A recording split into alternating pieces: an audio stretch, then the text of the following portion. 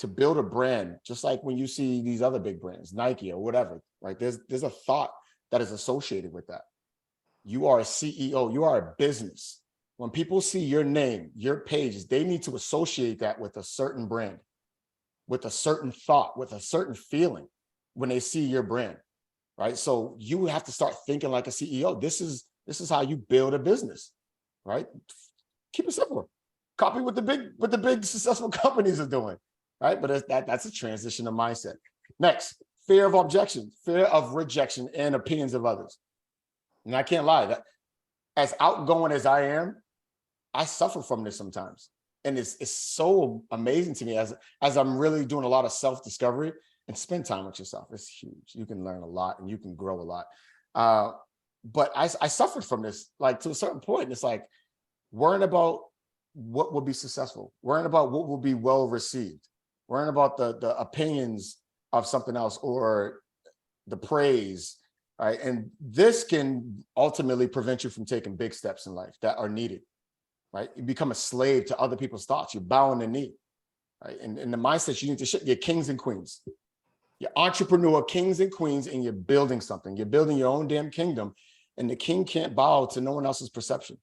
They can't bow to fear. They can't bow to none of that. Otherwise, you can't have a kingdom that way. Next, sorry, these are just they just real important points. And everything else I teach, if you can't get this mindset shift going, it's just you won't even apply it because it's going to take some getting uncomfortable. Next is the market's getting worse, and those are real fears. Right, a lot of it's wild. So agents were coming in quarterly or annually, I can't remember, so don't quote this, but by the millions, right? Meaning new agents coming into the business, and this is when things were booming, right? And now we're at a time where agents are leaving at record paces, going back to 9 to 5s, right? And it's why? Because at one point, it literally all you have to do is have a pulse to get into real estate. Have a pulse, and you'll find someone that says, "Yo, I need to get a crib. Can you do it?" Cool. And also, it was cool. Well, now we're in a time where things are uncertain. Rates are higher. People are scared. They're listening to the news or their friend telling them this ain't the time, right? So those who were amateurs, just performing as a real estate agent with no true professionalism or talent, they're getting out because you have to be on your, excuse my language, but I'm going to drop it. You got to be on your shit in this market, right? You got to be someone that people see when they see your brand or you, that guy's doing big things. That guy's making it happen for other people. Because to be honest, when you think about it, the market can go up, it can go down. It doesn't matter, right? But people are still buying houses. People are getting divorced. People are upgrading, getting bigger families. People are moving. The need is still there, right? So those who have invested in themselves and actually know how to apply themselves where they can build trust, where they can keep a relationship, they're going to be the ones that thrive.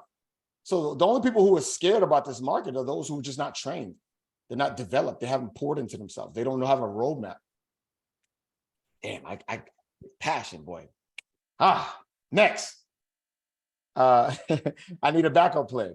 This is the worst thing you can have in your life. I don't care if it's in a relationship, in your business, and whatever it is, you cannot have a backup plan. Like when you decide to build a 6-figure business in real estate, you got to go all in.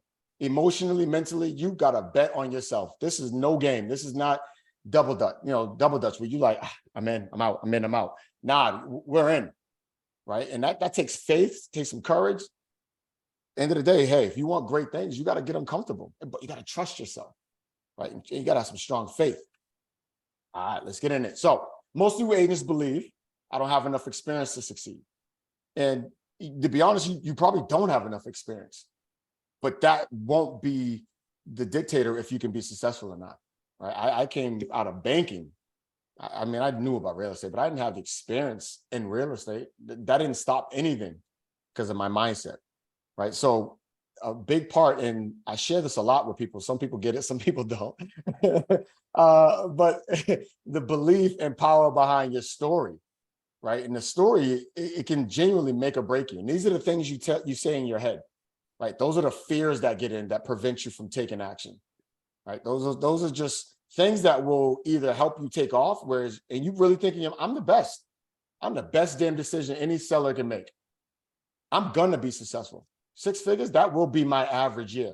Average. I would never make less than 6 figures. right? Those stories, look how powerful those could be if you genuinely told yourself these stories versus, I don't know if I could do this. I don't really know what I'm doing. Oh, what if they don't trust me or someone else is producing higher? That story is powerful because it will prevent you from taking action, because the fear adds up so much. You prefer to do nothing versus lean in and get uncomfortable, right? And that's damaging, right? So why is that limiting, right? Kind of we just tapped into, right? These can hold you back from taking risks. And this, when you're building something big, you gotta take risks, right? You gotta put plans and see strategies. And when you're taught something, you gotta freaking execute. Somebody said it earlier on the call. Execution. That is the biggest gap of why people can't execute. It's the execution part. You'll learn, you get some gems, but we don't execute. We delay, we put it off. We don't prioritize it. We make excuses in our mind. Don't delay your success, right? Next, right? You got to get a head start, right? Getting a head start is being associated or having a mentor or a coach, right? That can provide you the blueprint and the roadmap. If I told 5 of you guys, or all of you, I don't care, right? Hey, the goal is to get to Las Vegas. You're going to take your car, you're leaving and you're driving to Las Vegas. 2 of you guys, I gave a GPS. The other 3 or other whatever, however, you got to just figure it out. Plain and simple. Who's getting there faster?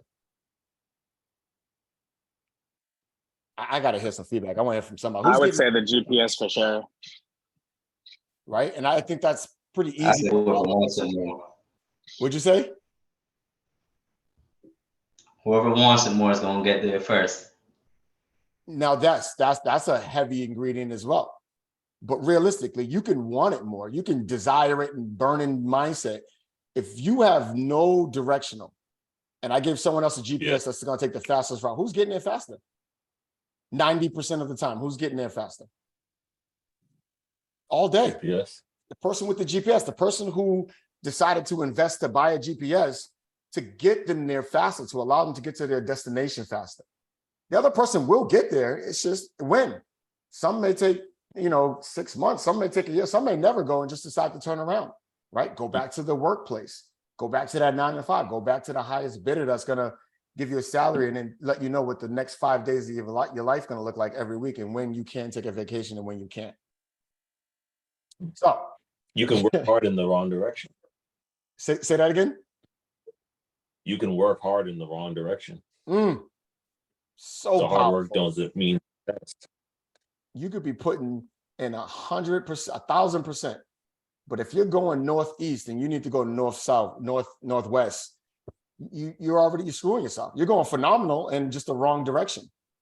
All that does is, again, delay you from your destination. So that clarity is so worth its price because of what it's going to do for you, right? And the benefit of all that is you reap the rewards. You get to start accomplishing and having the things you thought you've never could. You get to reap a belief in you that you never thought you could have, right? And with that, will create more execution. It will create more clarity. You'll start investing and pouring into you even more because you see the value. You start trusting yourself more. I mean, these positive ripple effects matter, right? And these are the roots of building something great. This is the foundation. All right, last, right? Most agents think they got to prove themselves before they can ask for business. That was my mindset originally when I first got in the game. I was like, shit, I gotta turn up. I gotta figure this out. I can't go to nobody and ask for business, and I gotta show what I can do first, right? And that mindset, I get it, but it's unhealthy, right? And I didn't realize that till I got a coach. My coach, he ripped into us. He peeled back so many dirty layers in our mindsets of that was holding us back, right? And it's still working on us, right? But all that does is delay your elevation. It delays how fast and how quick you can accelerate up the hill, right? Because this is an ascension up a hill. This is you battling for your future.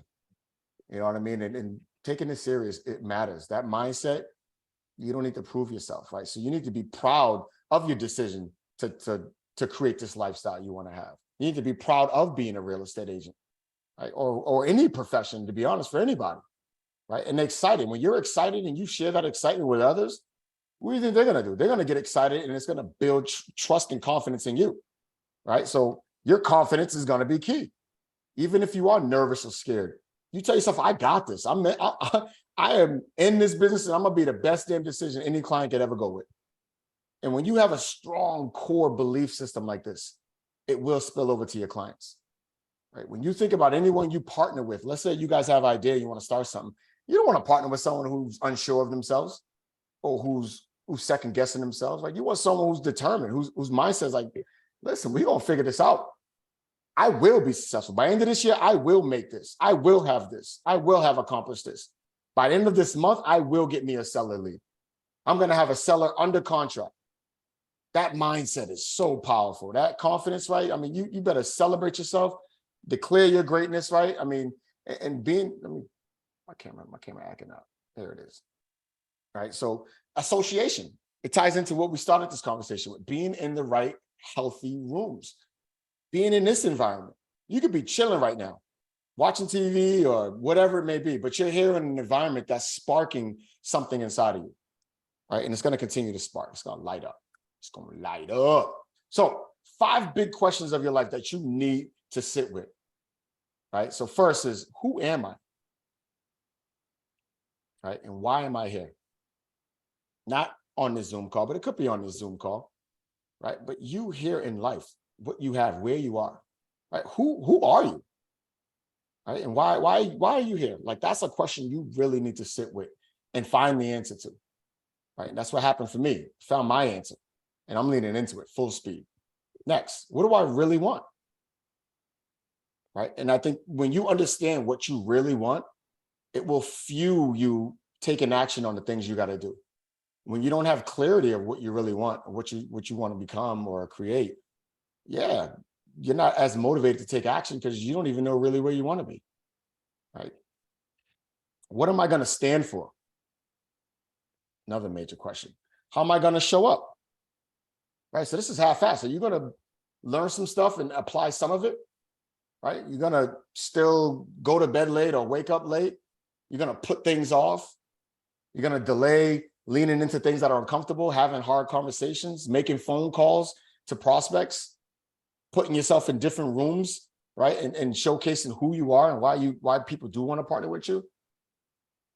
How are you going to show up for you, for your life, for your future? Right? What am I going to build? That's a big question, because you're not just working. When you're just working, that's cool, but that burns out. You can't sustain it. So you can get someplace, but then you'll lose it all. Right? So that's why understanding what you're trying to build and understanding yourself, right? Who you really are, what your gifts are, right? That's going to help drive that passion inside you. And that's going to help you literally ascend and start applying all these other items.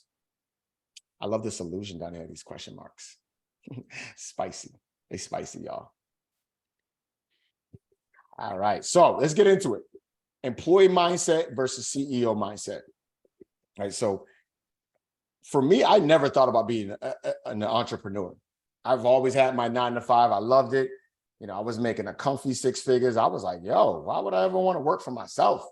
Like, what kind of nonsense is that? I want to sleep at night worrying about my business when I can make 6 figures for somebody else and go about my business. And that mindset was me all my whole life, you know. And when you're worked for an employer or a 9-to-5 job, like, there's certain ways that you have of being, right? So the mindset and behaviors of an employee, right, is you react and move based off of your choices and feelings.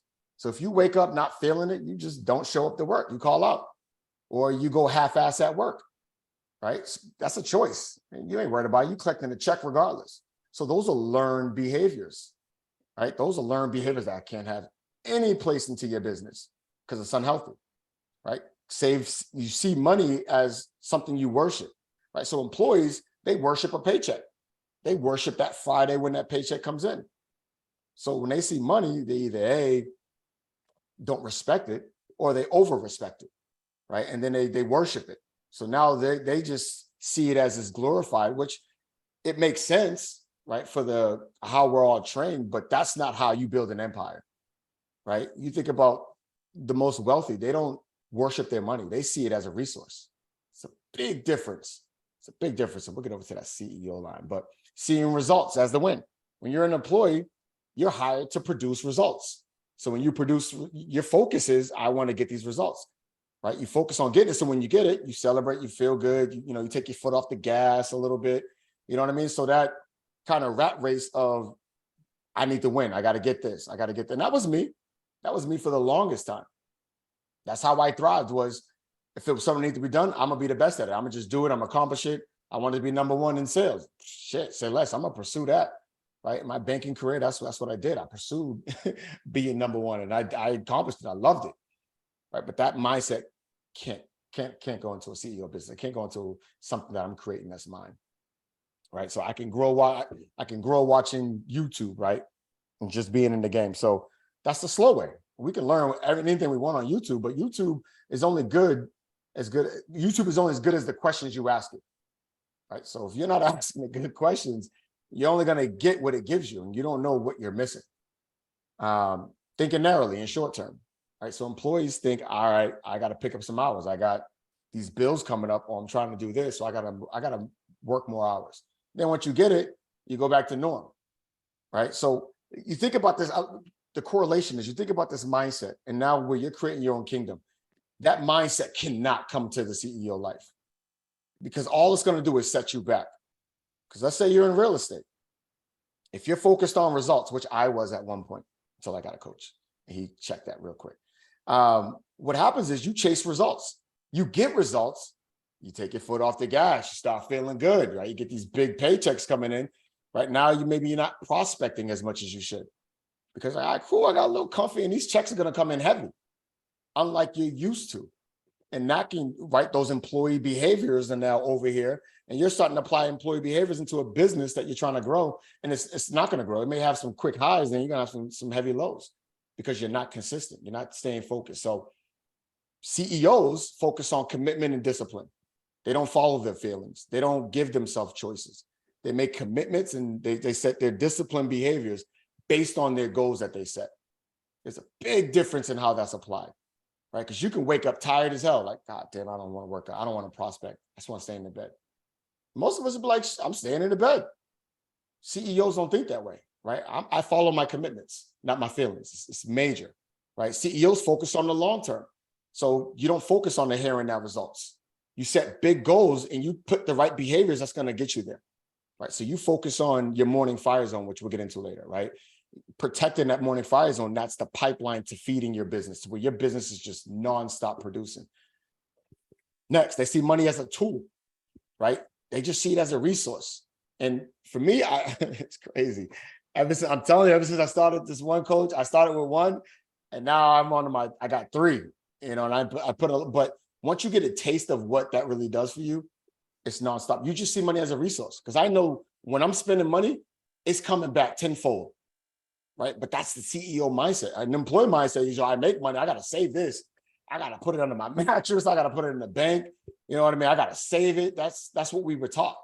But you don't build a business like that. What business owner says, I got to save this money? They spend it, right? They spend it on areas that will help build their business to new heights, scale it.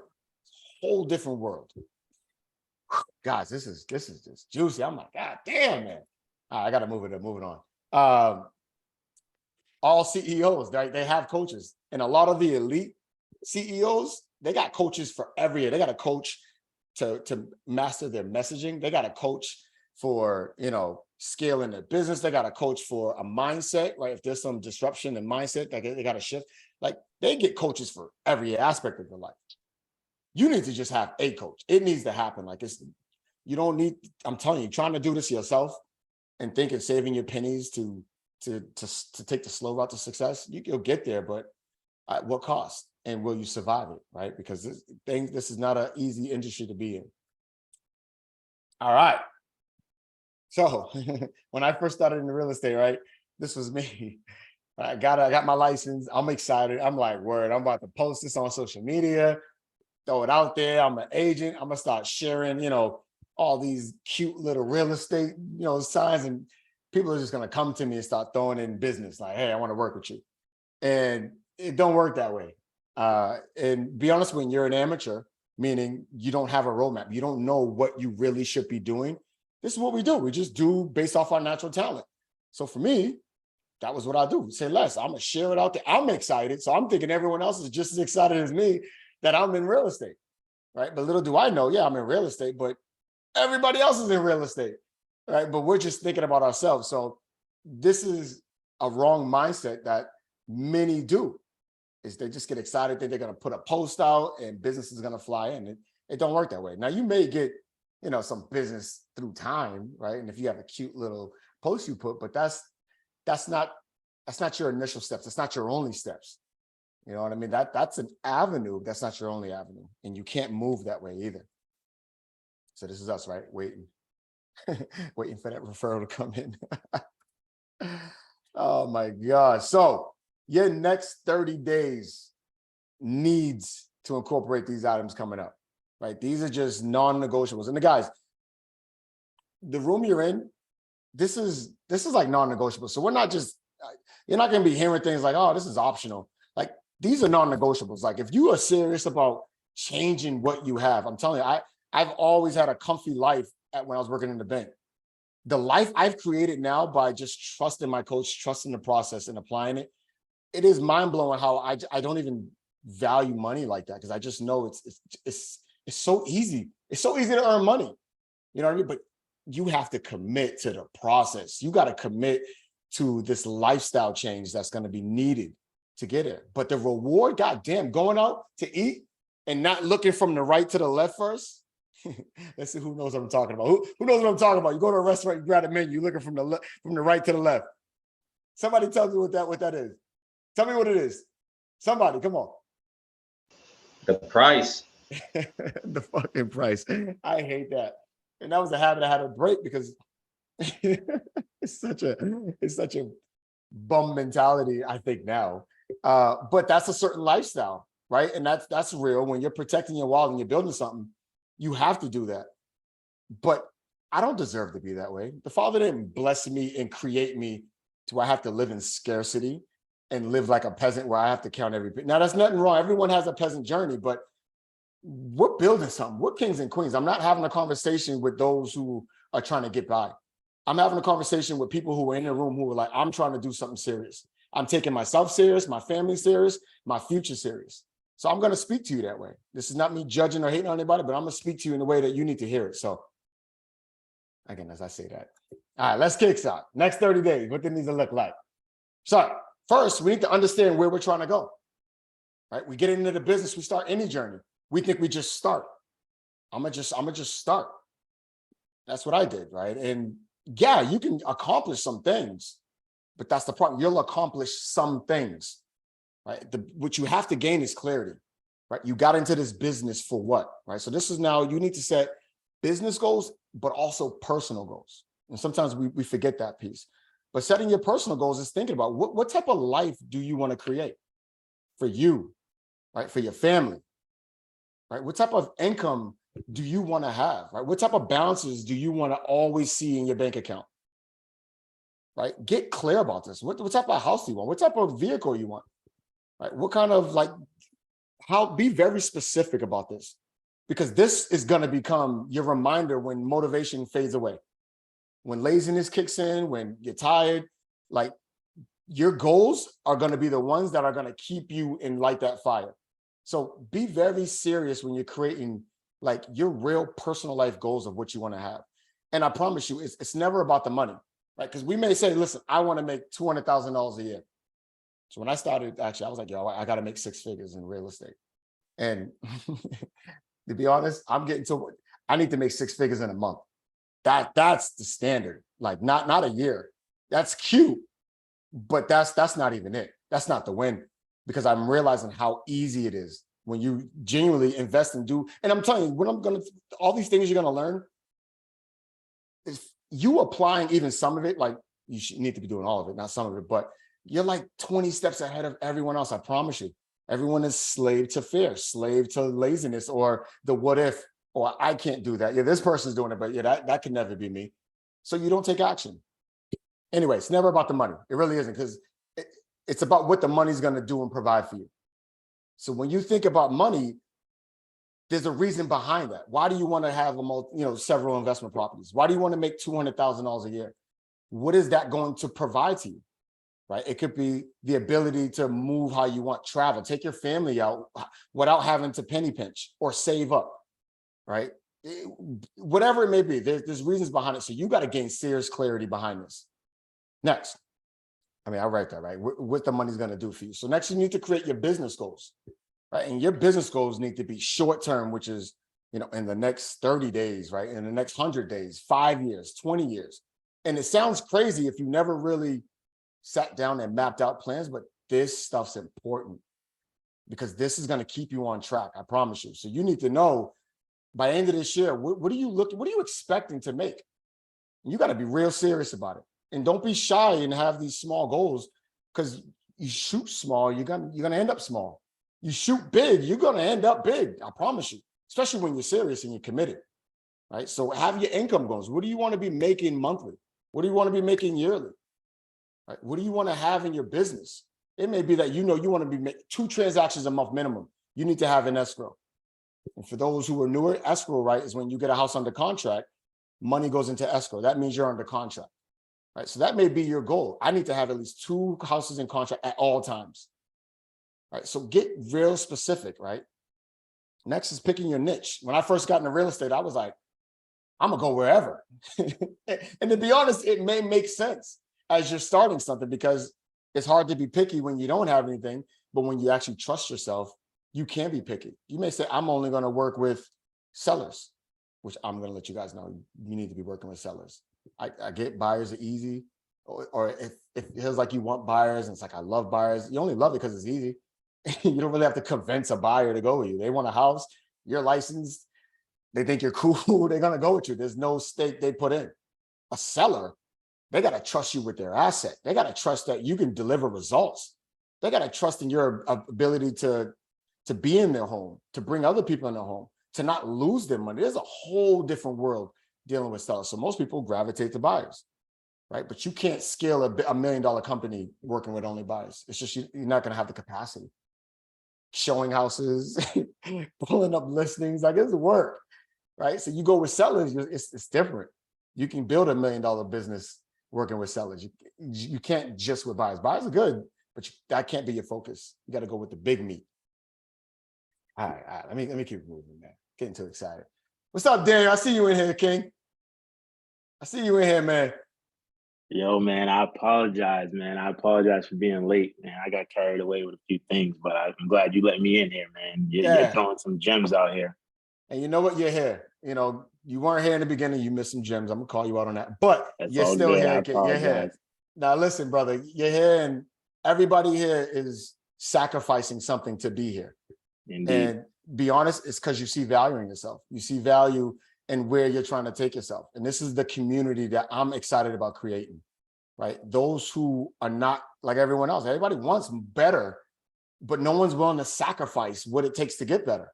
And it's not a lifelong sacrifice. This temporary sacrifice. And some things are permanent, but it's a good permanent, like the environments and people in your life. Those need to be, some of them got to be permanent. They just have no place in where you're about to go. All right, let me continue because there's a lot here. Next, everyone needs to create a vision board.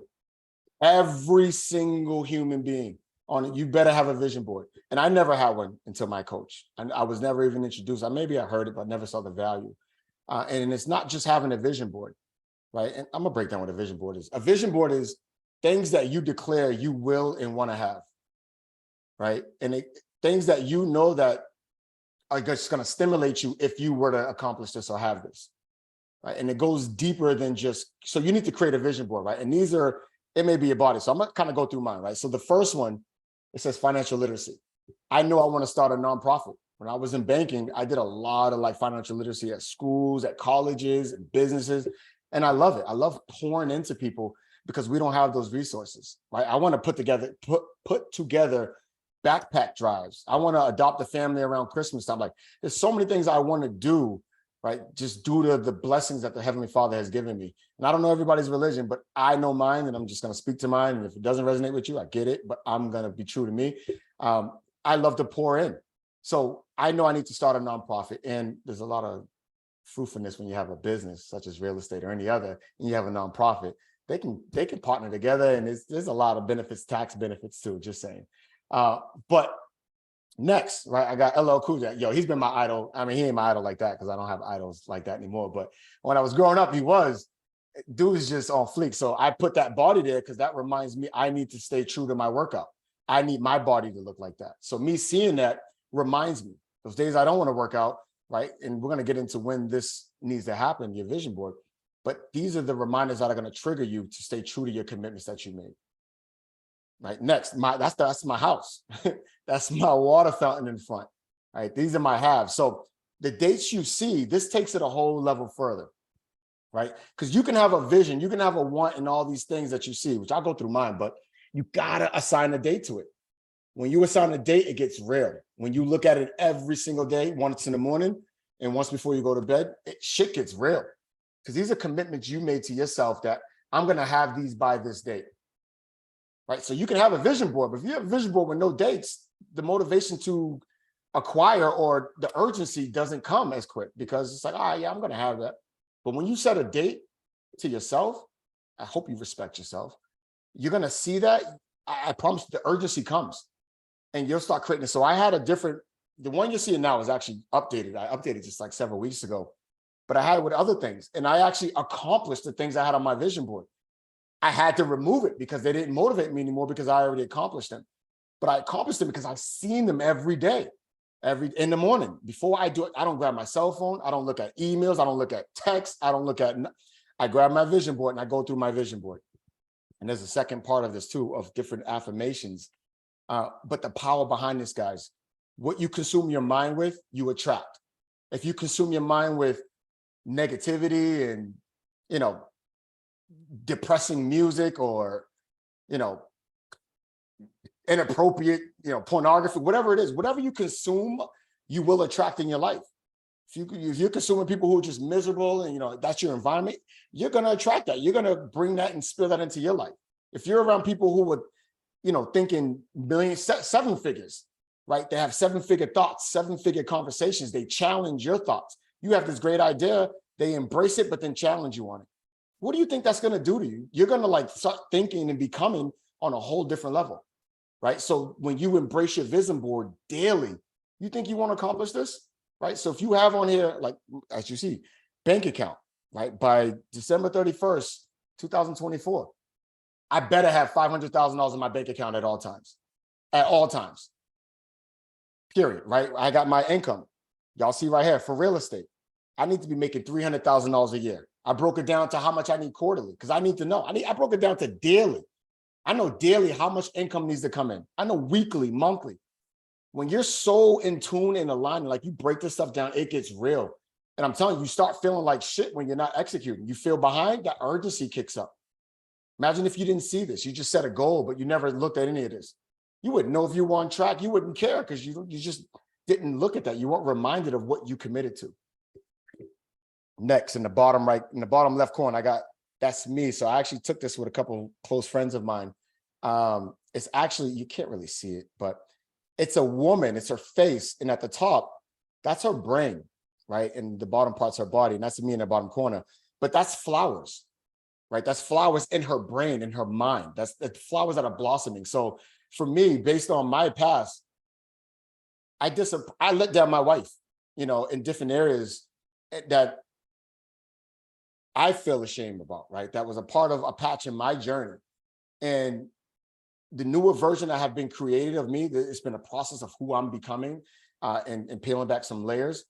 This is important to me to remind me to continue to pour into my wife, to allow her flowers to blossom, right? Her peace of mind, her comfort, her trust, her love, to allow her to be at her best. So I have her at her best.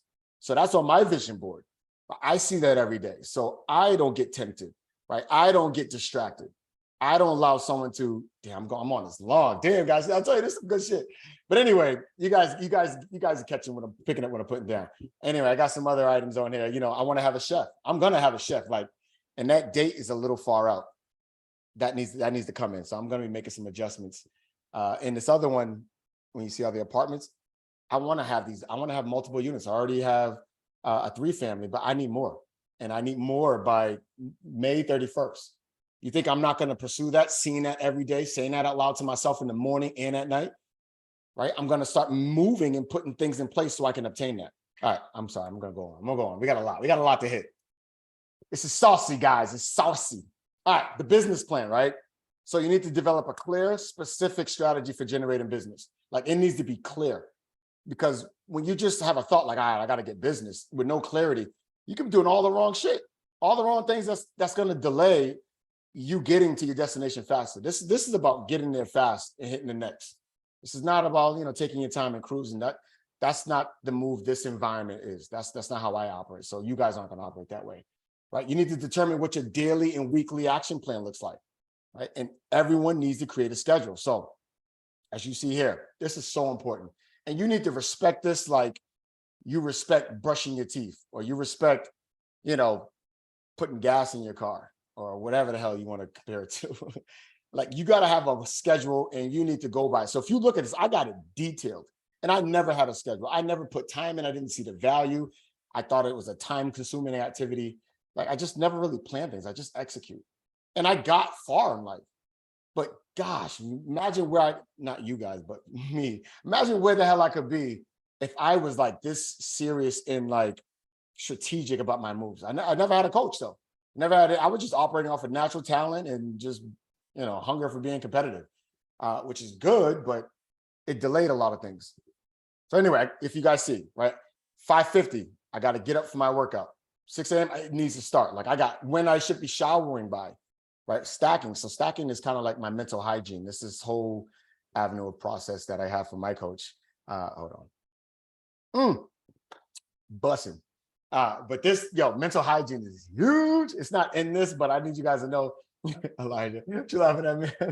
I'm crazy in a good way. Stacking is huge. So let me just break this down because I want you guys to incorporate this as well.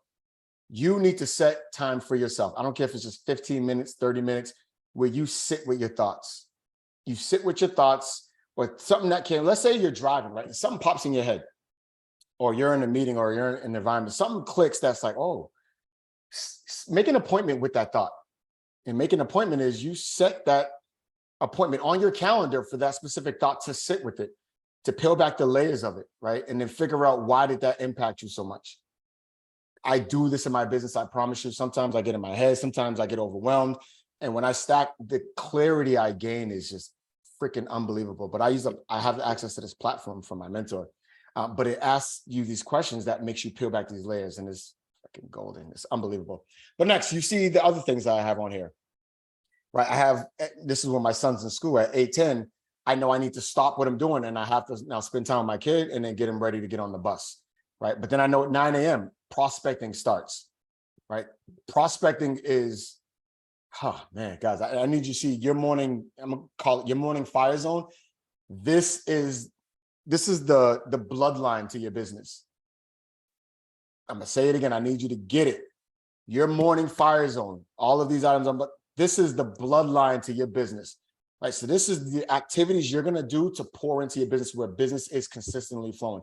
You gotta protect this like you would protect a closing. If you had a closing on Friday, would you miss it? You wouldn't, right? It don't even matter what would happen. Like you're not, even if you had to take your kid with you, you're not missing your closing. You got to see your morning fire zone, which is your prospecting time, right? So all the other items as well, but now we're on your prospecting. You need to have a minimum 3 hours a day of prospecting. Prospecting is time you spend to refuel your business, looking for new opportunities. This is calling expireds, calling for sale by owners. This is calling your personal circle, which we'll get into, right? This is different other like door knocking activities. This is any and everything that can be geared to prospecting. You gotta have 3 hours. Like you don't go to your emails first. You don't take appointments. Like this is sacred. I'm letting you know, nobody better be making appointments during their prospecting time. No one can touch it. I don't care if someone wants to meet with you, someone wants to have a home. You do not disrespect your morning prospecting. You gotta have 3 hours. You need 3 hours of it. This is feeding new opportunities into the business. This is how you keep your business always having opportunities going. It sounds simple, but I promise you, it's so easy to like not stay true to this and just screw everything. Next, I got admin, right? So this is when I hop into emails. This is when I hop into urgent things. Schedule yourself for lunch, follow up with your clients. And then from 2 p.m. on, that's when you make your appointments, your home inspections, showing clients homes, right? Making appointments with sellers, right? Because you're going to be focusing on getting expires and for sale. These are when you set these appointments. It does not go on your morning fire zone. It cannot. I need you to freaking keep this in your heart. Respect your fire zone in the morning. No one can interrupt that. You'll see what your business will transform into. And I'm working on staying consistent with that. It's got so much things going on, but that's an excuse. That's my story. I got to change that. Morning. All right.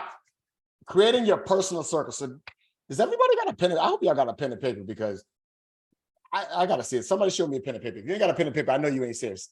I see one serious man right there. I see another one. We got a lot of screens off. I see another one. Yes, I love and respect that because that's showing up for yourself. You cannot retain all of this. You're going to sit with a lot of it, right? But you show up for yourself. Get serious, man. What you can have is so obtainable, I promise you, but take yourself serious. Take the process serious. So I love that. Sorry, but I love that. That's beautiful. So next, this is going to drive you so much business. So y'all lock in, creating your personal circle. And what the hell is your personal circle? This is not your database. Don't ever call it that. That's a disrespectful title you could put on your personal circle. Your personal circle is going to be those who are going to feed, support, celebrate, share, and they're going to help your business grow, right? So these are people who know you at any level or any capacity, rather personal, associate, or they worked with you before, or they know you at any level, right? They have a potential to be a source of business, right? So they're a potential to either be a source of business or, want to share your stuff, right? Share it with other people. They know what you do, right? And they have confidence in what you do. That's a big piece, right? They need to have confidence in what you're able to do or perform at. So who goes into your personal circle? All contacts in your phone. So you need to get it could be Excel, it could be a CRM. I know certain brokerages provide different resources, but anyone and everyone who you have in your phone you need to create into a whole portal, right? It could be Excel for all I care. And we're going to talk about categorizing them. But they all need, just dump them all in there. Anyone and everyone, right? Invitation list. So if you had a wedding recently, I'm sure you got emails and phone numbers. They need to go on that list, right? They need to go on your personal circle list. Social media connections, those who consistently view your stuff or comment or support or show love, they need to go into your personal circle, right? You may not have their direct contact info, but you need to put their name because that'll be something you'll get. Professional list. So this is, and I got a chart I can share with you guys. So this is you label all of the industries. It could be accounting, it could be landscapers, it could be attorneys, it could be freaking dentists, it could be doctors, all the profession. Go through it and say who comes to mind when you see that profession. Put a name down there, right? Because these are people you're going to add to your personal circle. So right now, we're just talking about getting everything into your personal circle. And when I started doing this, when I was first introduced to this, before I believed in it, you prejudge. You go through oh, no, that person would never send me a referral, right? Oh, no, that person, don't do that. That's you getting in your way, right? That's a limited belief. That's a thought that's only preventing you from taking action. That can't have any place in here. Everybody is a potential. Everybody is a potential. Everyone goes into your personal circle. And now we're going to categorize them. So find a CRM you want to plug them in, or use Excel and you can create tabs at the bottom, however you want, or whatever you want, but you need to create your personal database. This is huge, huge. Did I want to read this? Let me see. Yeah, do not prejudge who will refer you and who won't. Just because they don't answer your calls or reply to your emails, do not mean that they won't use you or refer you. It likely just means that they just don't need you yet. Keep them. Someday they will surprise you and call you out of the blue. And you think about your personal circle. Let's just say, which we're going to get into, this is real in depth. But if you get one deal a year from somebody in your personal circle, let's say you got 700 contacts, and some of you will probably have way more, right? Some may have some less, but let's just say the work you put in, you get one deal from somebody in your personal circle. You're talking $7,000 to $20,000 or more from nurturing a relationship. Is that not worth it? Right? Think about it from that lens. Because I'm oh, I got to reach out, as you find out. You got to reach out to, keep in contact, but is that not worth nurturing these relationships? And these are people who already know you, or most of them like you. They know what you stand for. They trust you. You know, in our mind, we're like, oh, they don't want to be bothered. They're not going to want to, help me. And that's a limited belief, right? If think about your closest friend, and we're going to move on. Think about your closest friend. If he hit you up, or even someone you know well, if they hit you up and say, hey, listen, man, I'm so excited. I just started this journey as a real estate agent. I just started this journey in real estate, and I'm looking to take off and I'm looking to apply myself. I'm so excited, and I'm ready to take care of people. Do you know anyone that I could help that's looking to buy, sell, or invest in real estate? You think they're gonna be like, oh, come on, bro, really? They're gonna be like, yo, say less. That the fact that they genuinely like you, you're excited, they're gonna want to help you. So I rest my case. Now let's get into the weeds. So there's different teams, and this should not look like this. Number 1 is your A team, which is right here. 2 is your B team, which is right here. And 3 is your C team. So you're going to have 3 teams. Your A team, these are your active advocates. So these are the ones that they're going to bring you business at least one time a year. Rather, they're buying a house. So this could be sellers. This could be buyers. Someone that may be selling, this could be sellers. It could be someone that you helped that actively will support you. It could be your best friend who is your biggest cheerleader, who supports your work and is sharing it with their coworkers every time they hear an opportunity, right? These are people who will make a move in the next year or refer you business in the next year, right? So these are investors, vendors, and for every true A-teamer, right? Again, you'll get one true real estate transaction. And I'm gonna show you the process we're gonna do. It's a no-brainer. You can build a 6-figure business just off of this. Not even doing nothing else, which do not do. You need to be doing everything, because we're not amateurs. We're not just trying to get a quick hit. We're trying to build something significant. So you can be doing everything, but you can build that just off of this. I promise you, right? Your B teamers.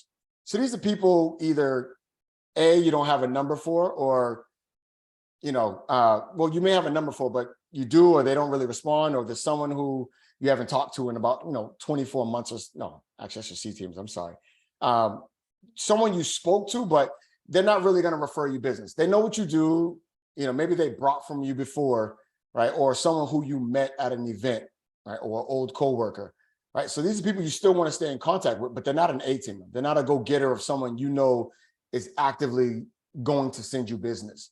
But a B-teamer is not always a B-teamer. A B-teamer can upgrade to an A-teamer, right? The personal touches that you're going to make, which we'll get into, you can convert a B-teamer to an A-teamer. You can convert a C-teamer to an A-teamer, right? An A-teamer can downgrade to a B-teamer, right? So this is a fluid plan, but you got to know and have your team set up, because they all going to have different touch points, right? So I'll kind of go through the B list, right? So these are, clients you've helped, different points of interest, that people that know what you do, right? People that will talk to you, right? So they're not going to ignore you. They'll talk to you, right? But they have no plans to move. Or default category, right? So anyone who you're not really sure of, or you saw at a party or an event, or they liked your stuff on social media, you don't know them. They may go into your B team, right? Until you start nurturing that relationship, and then they may upgrade to your A team. Your C team is people you just probably won't, you're not gonna get any business from, but you can create an opportunity or a potential segue to turn them into a B team or A teamer, right? So every team matters. It's just, you're not gonna treat every team the same. Right? I'm not going to treat my best friend the same way I treat an associate. Right? I'm not going to treat my seller the same way as a buyer I've been working with for 10 months. It's just you're not going to get the same level of service. So same thing with your teams. Looking like that. That is no bueno. That's not my style. All right. So your A-teamers, this is important. You talk to them once a month, right? And this is why they need to be in a database, because all your A-teamers need to be all together. And when you reach out to them, you need to be marking off when you spoke to them, because you need to be speaking to your A-teamers every single month, right? And there's scripts we have of how you have that conversation, right? Because some of your A-teamers, they're not personal relationships, but the people who support you. It could be a lender that you work with, right? And we're going to talk about your support team, but it could be a lender that you work with who knows the work you do, who want to support you, right? So you talk to them every month, and they need to know how they can support you. So there's scripts to this stuff. Like, it's very specific. You need to be emailing them twice a month, right? And those emails, right? One is they need to featured listings. So all of the new featured listings you have. And if you don't have any new listings, use listings at your brokerage, right? Reach out to your broker, say, listen, can I share these featured listings of other people's listings? Then nobody's gonna have a listing and be like, nah, don't share my stuff, man. I don't want people to see my stuff. Like, more exposure for them, more opportunity for them to seal a deal. So featured listings should be going out to your A-teamers. It keeps them up to date about new stuff that's coming on in the market, but it also starting to create this mindset of you're dominant in this space. You're the one for real estate. When I think of real estate, I'm thinking of you because I'm getting those touch points from you, right? Your second mailing may be market updates. And this is not something you want to have this long drawn out paragraph, maybe 2 sentences and some imagery, but sharing market updates. Hey, in whoever your A-teamers area is, like say South Shore or a certain state or whatever it may be, give them statistics about what's going on or what's moving, what's slowed down, what's not.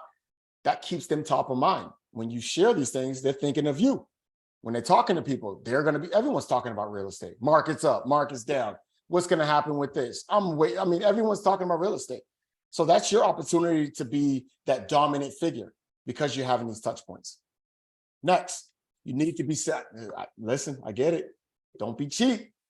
And this is not big gifts, but you need to be sending quarterly and annually gifts, right? And this could be something as simple as a card. This can be something as, I don't know, a framed picture of you guys took when they sold their house, or if you're working with a lender or an attorney, like a picture you guys took with a client. It could be whatever it may be, small or big, and you can research cheap gifts, $5 gifts.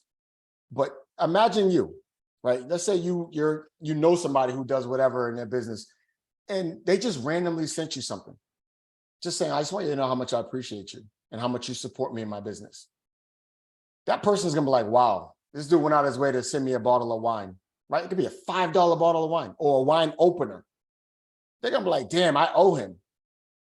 What are they gonna do? Next person they hear talking about real estate, like, no, you gotta check my boy Jay. No, listen, trust me, this dude, I send my clients there, they're all satisfied. He gets things done quick. Like, you're building up clientele. Spending $5 just made you 10 grand, just made you 15 grand, right? So stop thinking, I gotta save, I gotta keep money in my pocket. I'm telling you, you wanna be a peasant, you can continue thinking that way. You wanna be a king and build something, disassociate yourself with how you value money. It's just a resource. That doesn't mean be stupid and irresponsible with it, but it's just a resource. Don't give it more energy than it deserves. I go in, man. All right, B teamers, right? So they're unlikely to send referrals, right? But they could at any point have something happen in their life where they're now ready to buy or ready to sell or ready to buy an investment property, right? Or they just have an opportunity to upgrade to an A teamer. So that's why B teamers matter, right? You talk to them quarterly. You're not going to talk to them monthly.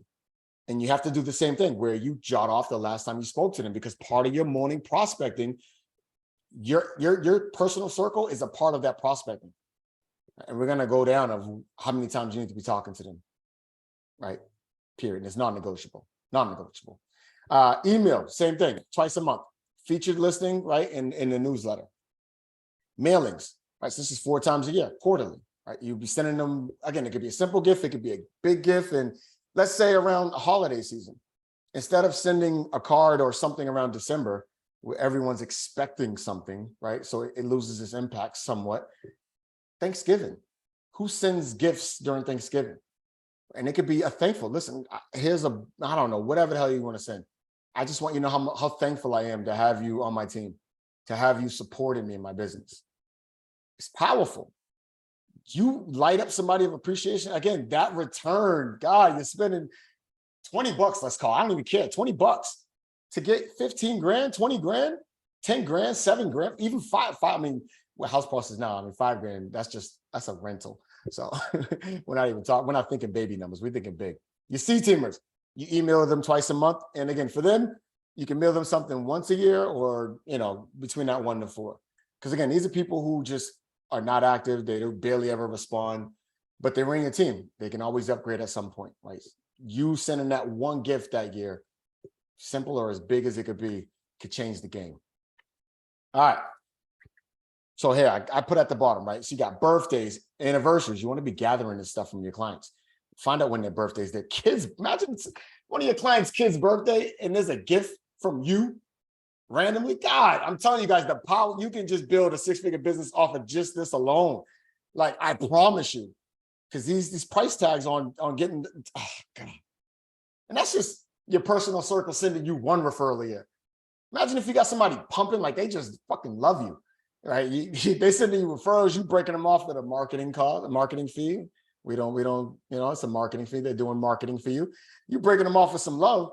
They're happy. They're getting some extra income and you're building your business, right? And then when you build your business, you showcase it on social media. Now people see you as a dominant figure. This guy is killing it. I think in real estate, I can't help but think of this guy because all I see is him doing transactions, right? So you spent money to now build this bigger platform. And now other people want to tag your name. Someone says, oh, I'm looking to buy a house. Any recommendations on agents? People are now clicking your name, adding your name in. Oh, you got to go with this dude. Man, I hope I'm speaking to somebody here. I hope I'm speaking to somebody here. All right. Mommy, I love that. I love that. So we got different lead generation approaches, right? So you got person to person, right? This is when you're face to face with a human. I love that word human. Some people laughing when I use that, but you're all damn humans. All right. You're humans. But this could be going to doors, knocking on doors. And that sounds uncomfortable just saying it to somebody, right? Knocking on the door. You better break that goddamn mindset. It'll be weird as hell. And I'm a sociable person, but I'm telling you, it's weird for me. It was weird for me, but it's not. And that's me changing my mindset. It's not, right? If me knocking on that door is the potential to me landing, 10, 15 grand, you think I'm going to miss that opportunity because of my fear of someone looking at me and being at their door? Open houses.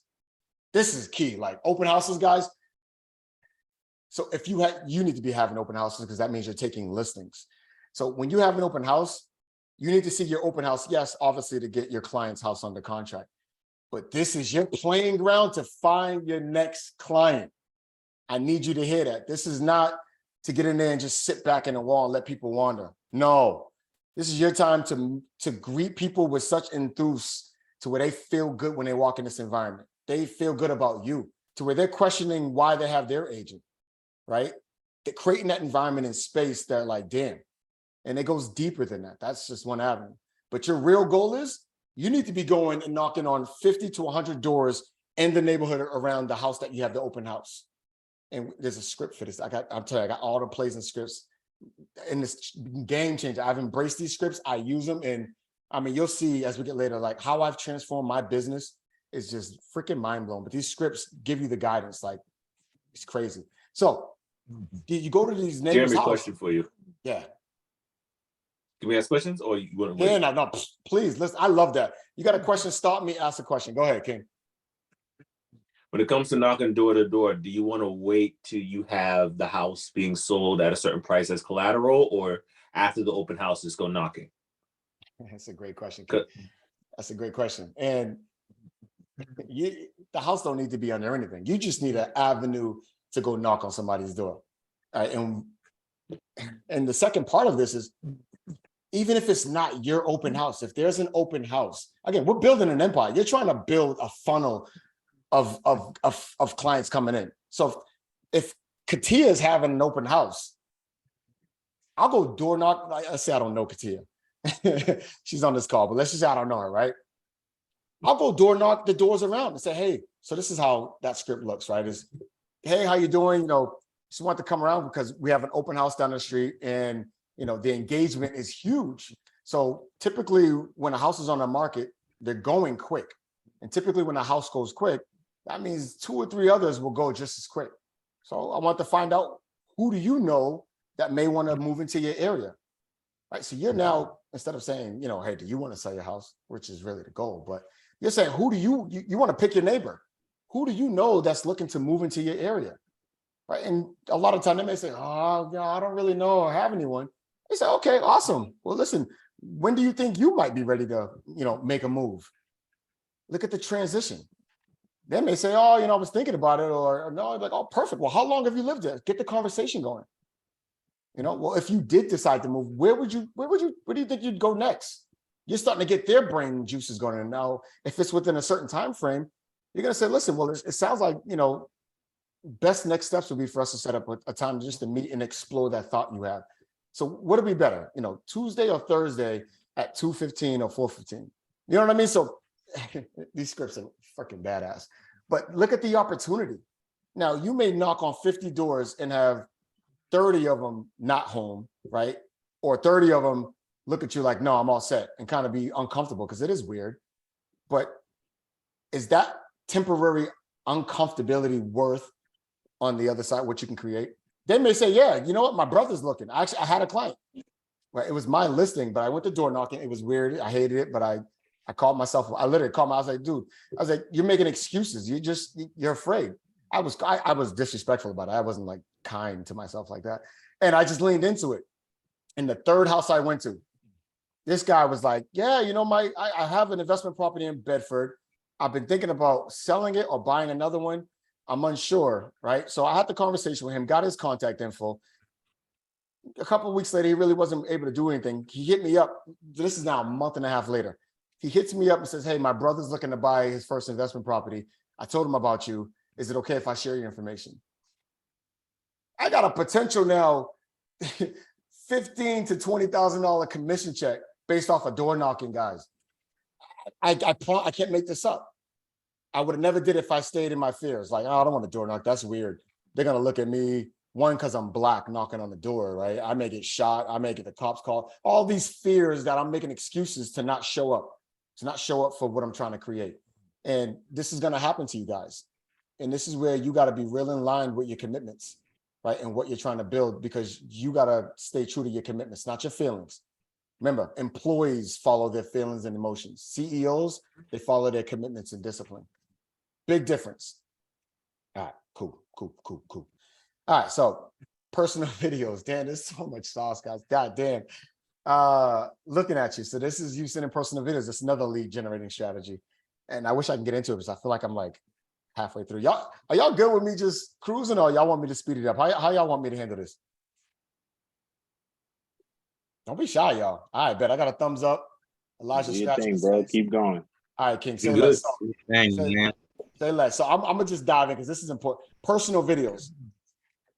These are key. So personal video is you sending literally a personal video message on your phone. It's typically like 15 seconds to 30 seconds. It don't need to be longer than that. Sometimes you may go longer, but the power behind these and when you use these. So let's say you're prospecting, right? You're calling expireds, people who wanted to sell their house, but they didn't sell it and the listing expired.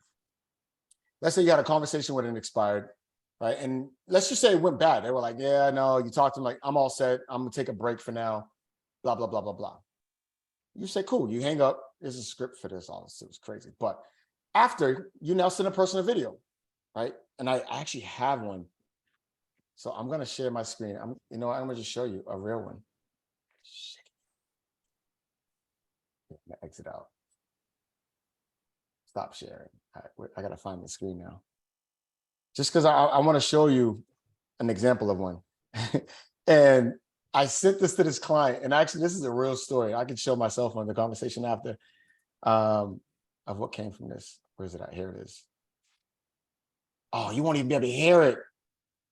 It's in my head. You won't be able to hear it because it's in my headphones. But let me just share just so you see what it is. All right, so y'all can see that. I wish you can hear it. Can you hear it? Mm-mm. But this is it. I'll just let you see. Just start repeating what you're saying. All right, that's true, actually. So, hey, Miss Greta. So, absolutely, I'll send you over my contact information. But trust me, if I was a seller and I was you, I would want to chat with someone else as well. Doesn't mean you may make a move immediately, but having a conversation with someone else after your house was already entrusted with someone else and didn't sell, it's a smart thing to do. And I represent sellers often. Sellers who did not get their property sold, that's where I come in and get things done. And the first time you should have came to me, but it's all good. Jeremy, I'll send my information, blah, blah, blah. Right, so, so I sent this, right? This client, I'm gonna go back to, can y'all see the screen again? Mm-hmm. All right, shiggy diggy. Hold on. So I sent this. How the hell we get here? Okay. So I sent this, and I promise you, after I sent this, she sent me a message like, wow, the fact that you just sent me that, I appreciated that, but also it made me want to meet you. She said, give me a couple times that work best for you, and let's set up a time to chat. This is a seller who was selling their house, a $1.7 condo in Boston, Seaport. It didn't sell, sat on the market, right? I think it was on for like 87 days. I shot a call, she didn't answer. I shot her a text. It's part of the scripts too. I shot her a text with the verbiage, something simple. She responded back, who's this? And that's when I got back on. I said, well, let me shoot you a call. She didn't know who it was. Had that convo, and that's why I sent the personal video, because she was like, oh, we're all set. I'm gonna relist it in a month with the same agent, but thank you. And I didn't leave it there. I was just like, I forgot what the hell I said. But anyway, followed up with a personal video message. This woman was so appreciative that the personalization I gave to her, she was like, you know what, let's set up a time. Just give me 2 different times that work best for you. We'll set up a time. We'll meet. This is a $1.7 million condo. A commission on that. I haven't sold one that high yet. I mean, I sold $1 million listing, but I mean, you're talking about $30,000 to $40,000 commission off of this one freaking phone call, and then sending a personal video. God damn, guys, I'm telling you how simple it is to make money. It is stupid. If I get this contract, I'm making $30,000 to $40,000. God, I'm on the listing side. Actually, it's 3%. God, I mean, I can't make this stuff up, guys. I can't make it up. Next, we got written, email, print, digital, personal message. So another area I use, I know I got to move on. Personal video message. When you're dealing with an agent, let's say you're putting an offer in for your client, right? You got a buyer who's looking to buy a home. I started to now implement, which I learned from my coaches, send a personal video message to the other agent and say, hey, how you doing? This is Jeremy. Listen, I'm excited.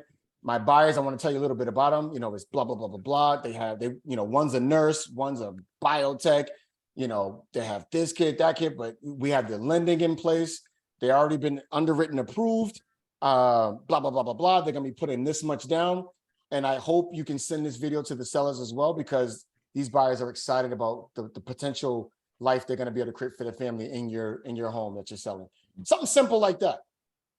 Now think about if I'm a listing agent, I got 10 people sending me offers, but one of you sent a personal video message to me where I get to see your face. I see your energy, your vibe. You're explaining to me your clients.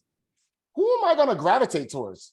Right now, again, some may follow a number, right? But you're increasing your chances that they're like, yo, I want to work with this guy. Because trust me, on the listing side, and I don't know who's had listings already, we get picky. We want to work with someone who knows is going to make the deal work and get us the result. We do want the best deal, but we want to work with someone, because you can have a great offer with a freaking terrible agent. And a lot of people are amateurs. Deals and contracts aren't written up correctly, or it's just we don't got time for that. So that's a game changer though, right? You're now increasing your chances of helping your buyer get deals accepted. You're increasing your chances of getting more contracts accepted. Simple and easy, but the impact is bananas. All right, I'm dropping sauce tonight. All right, so 10 prospecting and lead generation. Right, so these are the top 10 things you need to be doing. Right, first is your personal 18, your personal circle 18. Like, these are top tier priority. These are people, again, who will be sending you opportunities. If you got, a lot of people's personal circles start off pretty big, but if you got even 20 people in there and you get one deal a year from each of them, like you nurtured it to where you got one referral out of 12 months, you just got one referral from each. Somebody please tell me how much you're making. Just off of that, not calling expires, not door knocking, just off of that. And that's just a small A team I'm talking about. At 2.5%, you're looking at around 200 grand, just a little under 200 grand. Do y'all see why 6 figures is the new average? That is not a win. Making 6 figures, nah, I'm talking about making mid 6 figures. It's easy. But people can't they're not willing to do the work. They're not willing to get uncomfortable. God, I'm glad you're getting it. I appreciate whoever shared that. I think it was you, Richard.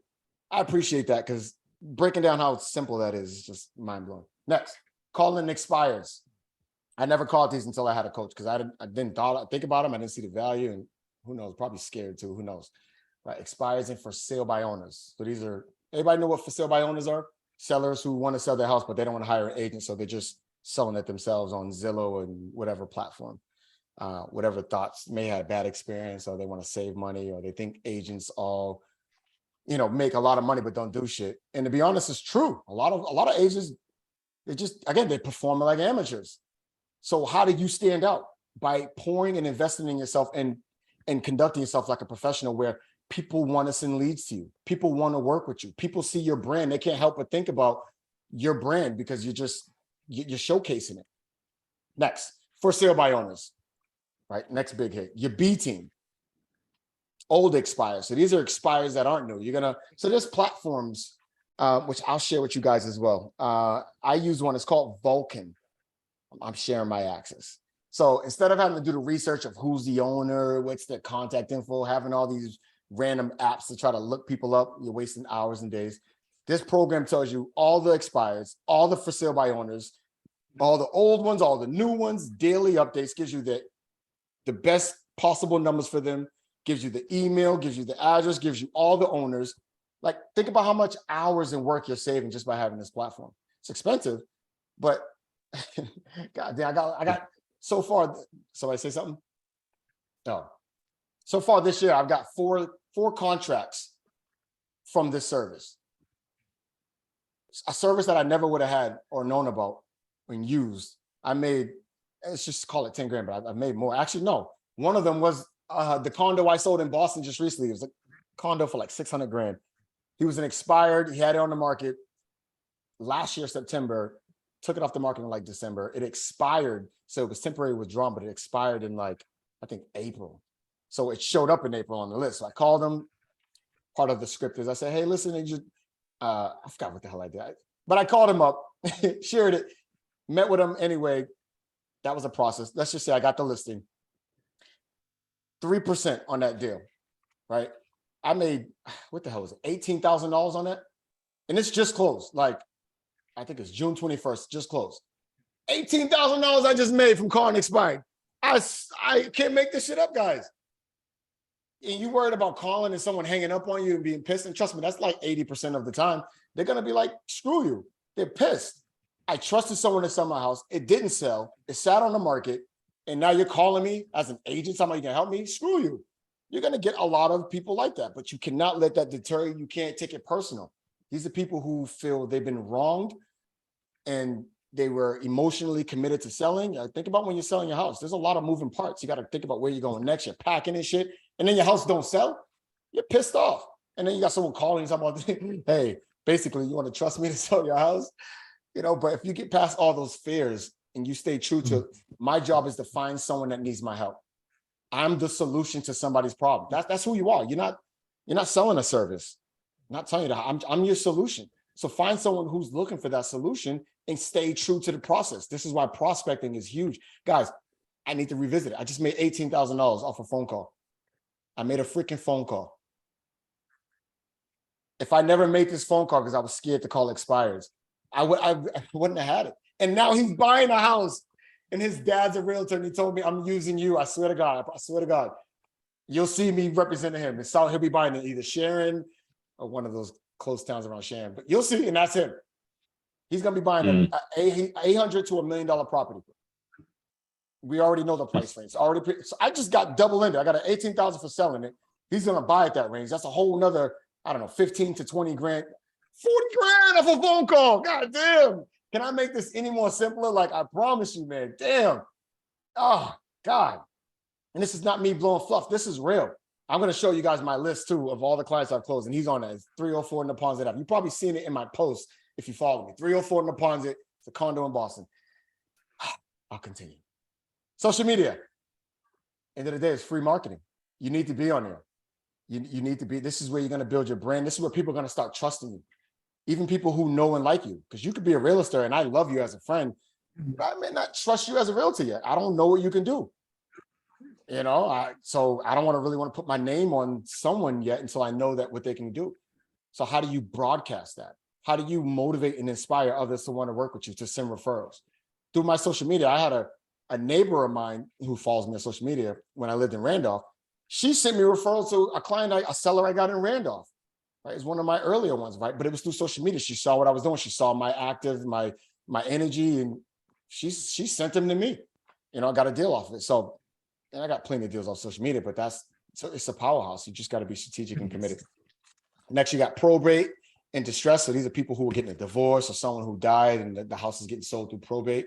I haven't explored that avenue yet, but some people make big money just off of focusing on probate and distress sellers. Open house event. We just went over what that looks like. You need to be door knocking.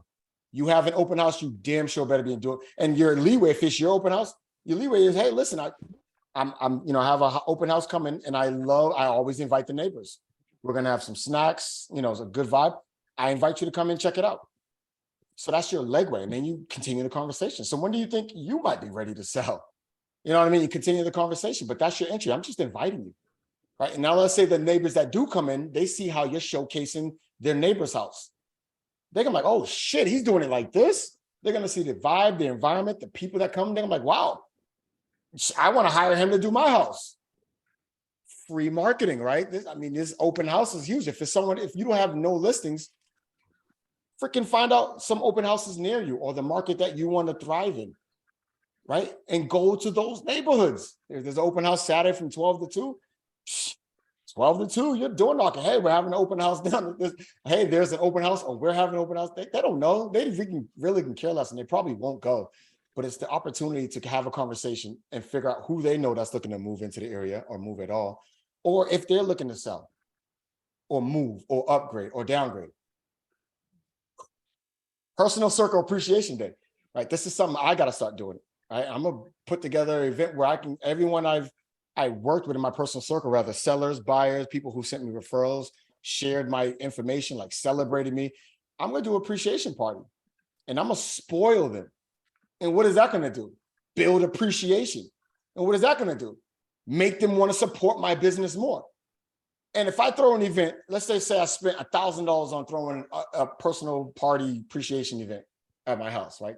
Ordering food, drinks, whatever. Spent $1,000, right? And I had 20 people come. If I get one referral because of that event, right? Someone who's just motivated, like, yo, I got to return that favor. He took care of us. I got to support him. Was it worth it? The ratios don't lie. Like all these avenues, man, I'm telling you, you know what's crazy? It's overwhelming now that you're hearing all this. Like, goddamn, there's like 1,000 ways to win. How do you not win? People don't know this. You don't have a coach. You don't have a roadmap. You don't know these ways. You're just doing what you see everyone else doing, posting random shit online that don't stick because everybody else is posting the same dumb shit. Excuse my language. Getting a little too comfortable. Posting the same stuff. Heart marky. Supposed to say a heart market approach. But that's, again, going to the neighbors, and it's a certain script, but it's similar to going to the neighbors.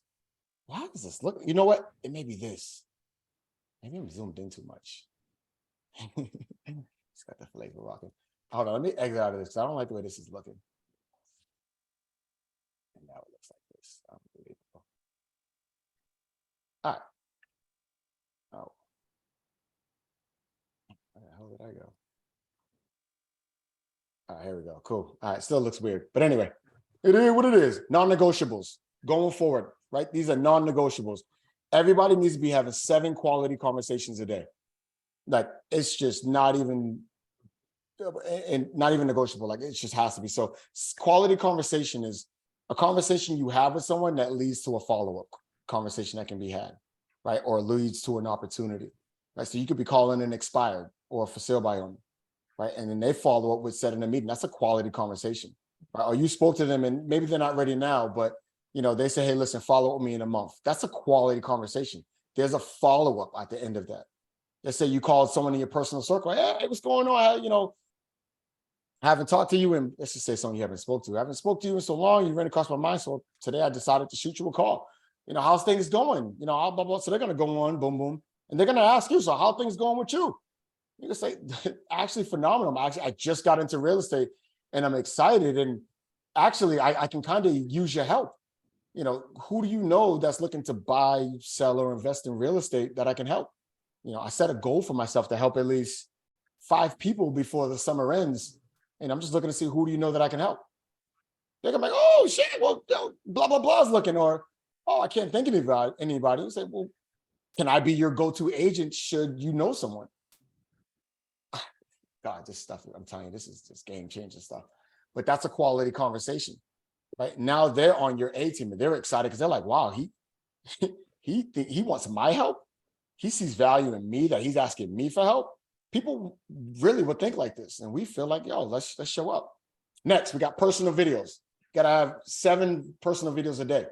It could be a conversation you had, I don't care, with an attorney, with a friend or a client or a seller or a buyer, say, hey, blah, blah, blah, blah, blah, whatever. It's just showing appreciation or acknowledging them or just saying thank you.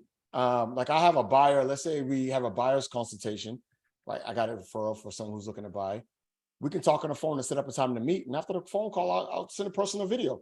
Hey, Felicia, listen, I'm excited that you're excited about, starting this, home buying process. Any questions you have, let me know. I'm looking forward to our meeting on blah, blah, blah, blah, blah. And listen, we're going to have some fun on this journey. So you enjoy tonight and I look forward to you, blah, blah, blah, blah, blah. That is going to hit different. You're doing stuff that nobody else is doing. Man, I use this and this is just, it changes the game. Changes the game. The experience people get from it. Jeremy, question. Yes. So the personal videos, right? Do you do that for new prospects or are you doing this with people you already know?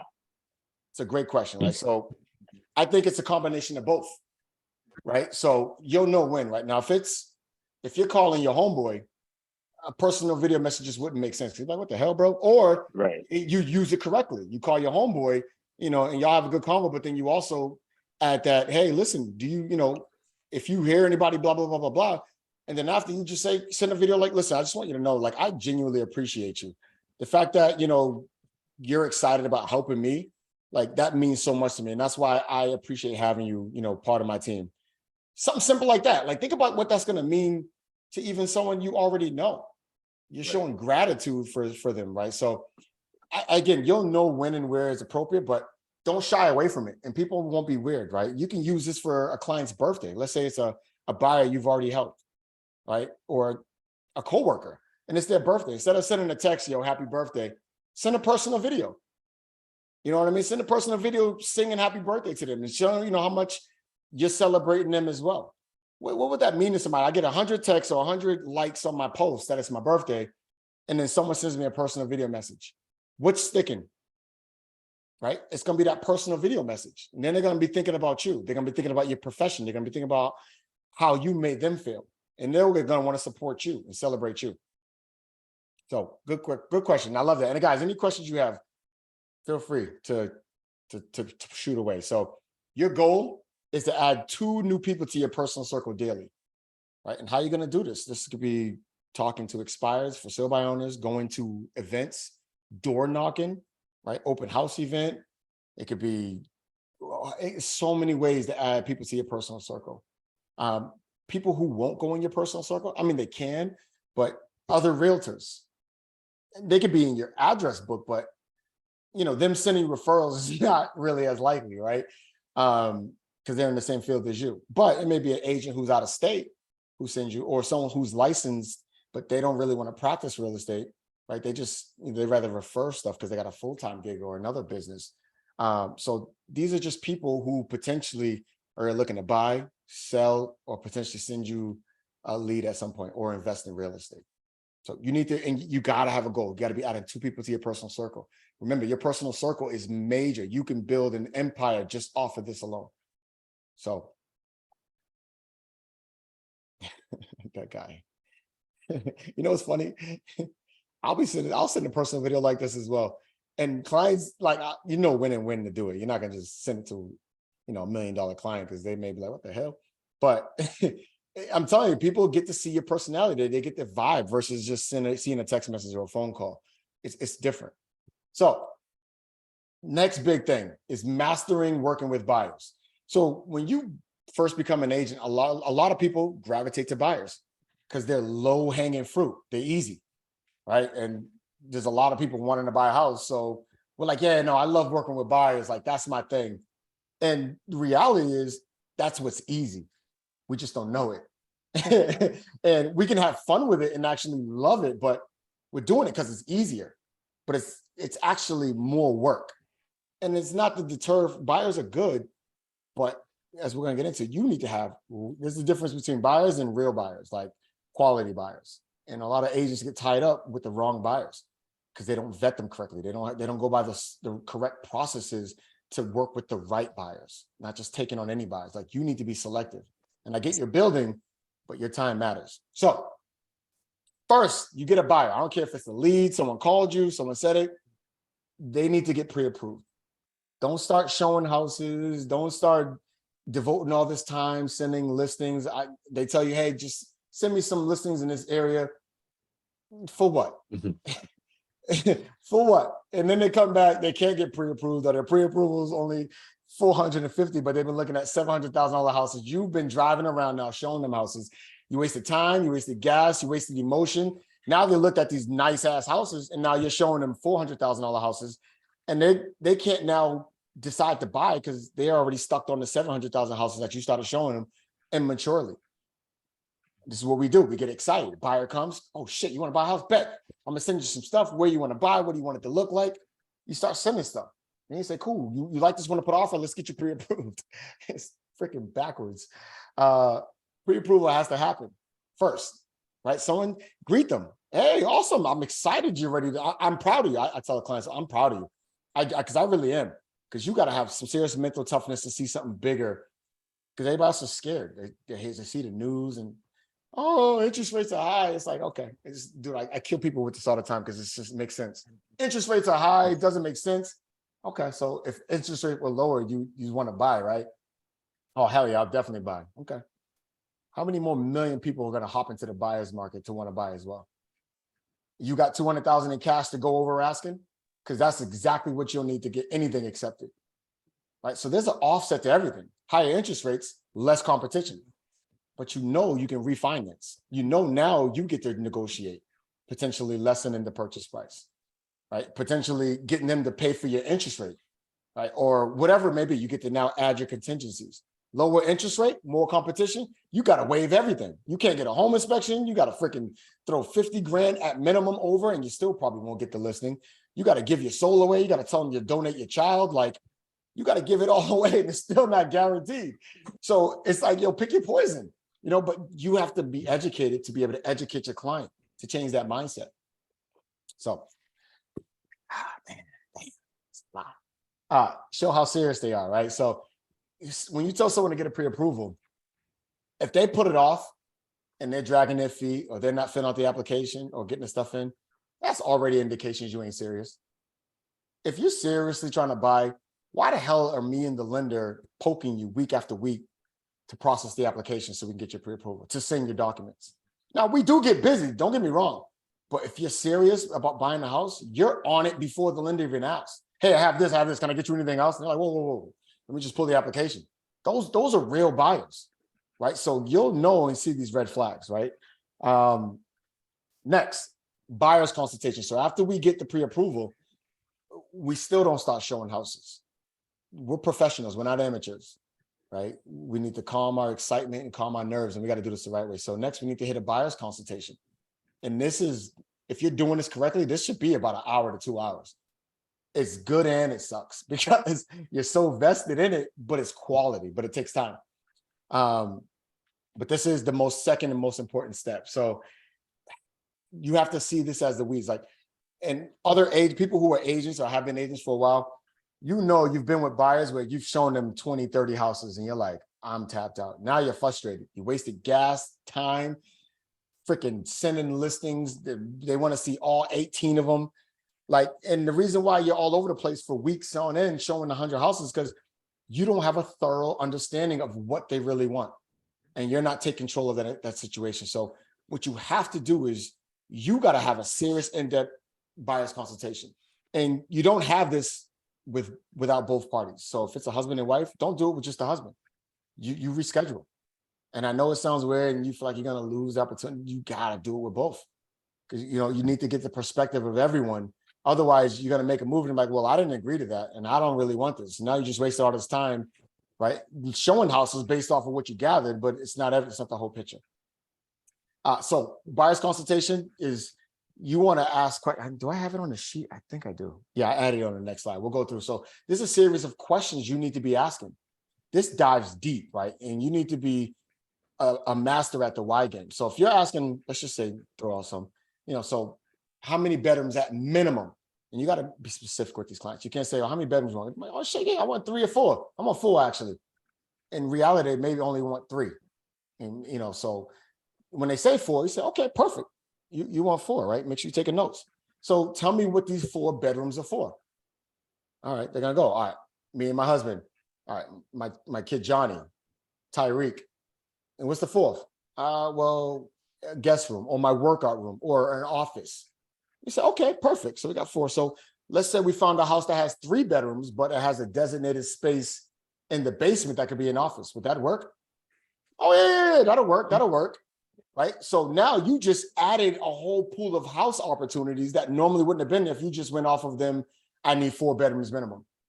Right. If they say, oh, I need an attached garage, it's got to be attached. Okay, cool. So tell me a little about that. Why does it need to be attached?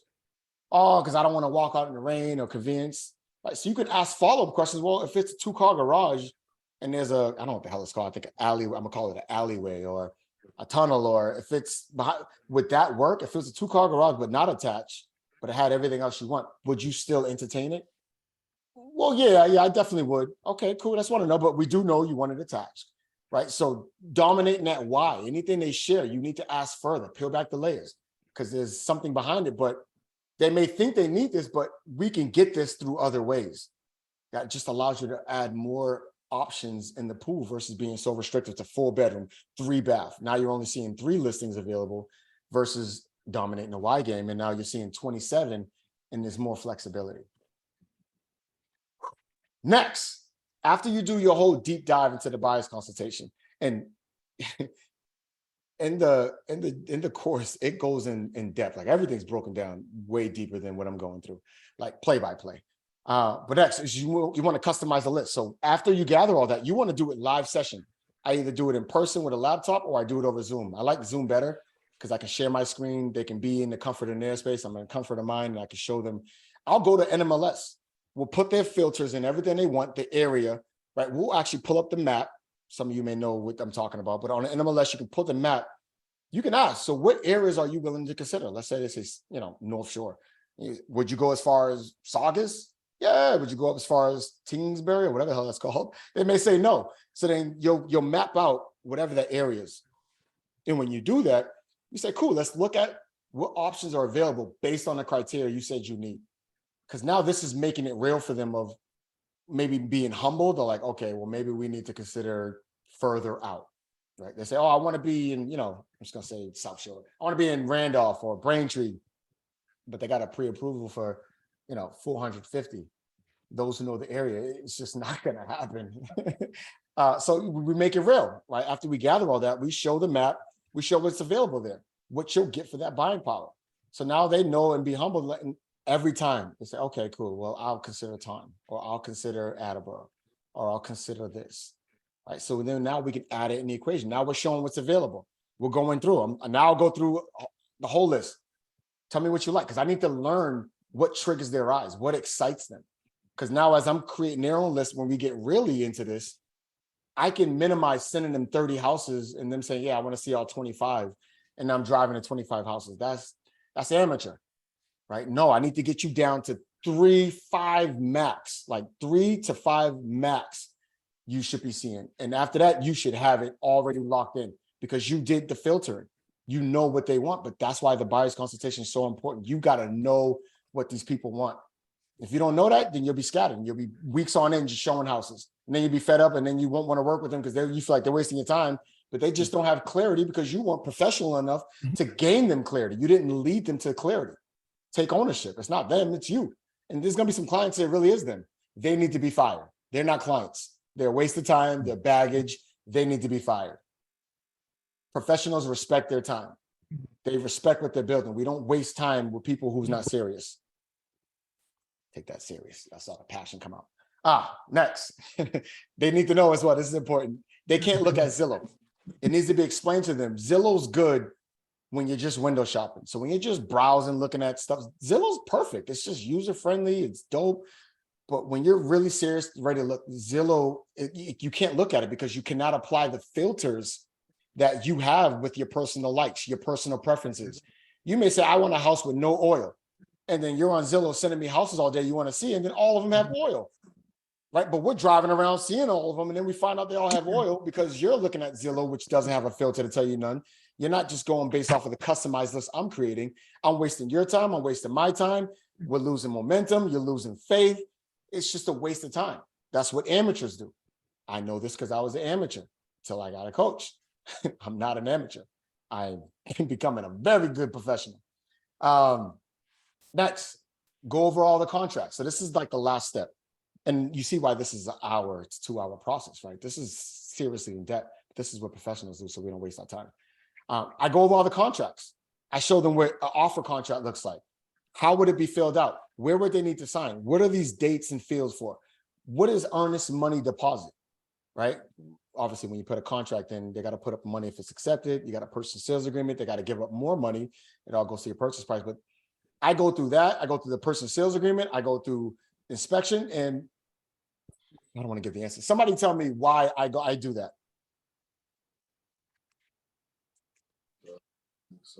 Comfortability. Educating them on what you do, but at the same time, letting them know this is their decision. Your job is not to make the decision for them. Your job is literally to educate them on the legal standing. That's why they hired you. That's how you're earning your 2.5%. Damn right. Absolutely. So anybody else? I agree with him, but it's also full transparency, which I think makes them comfortable. So, All right, one more. Anybody else?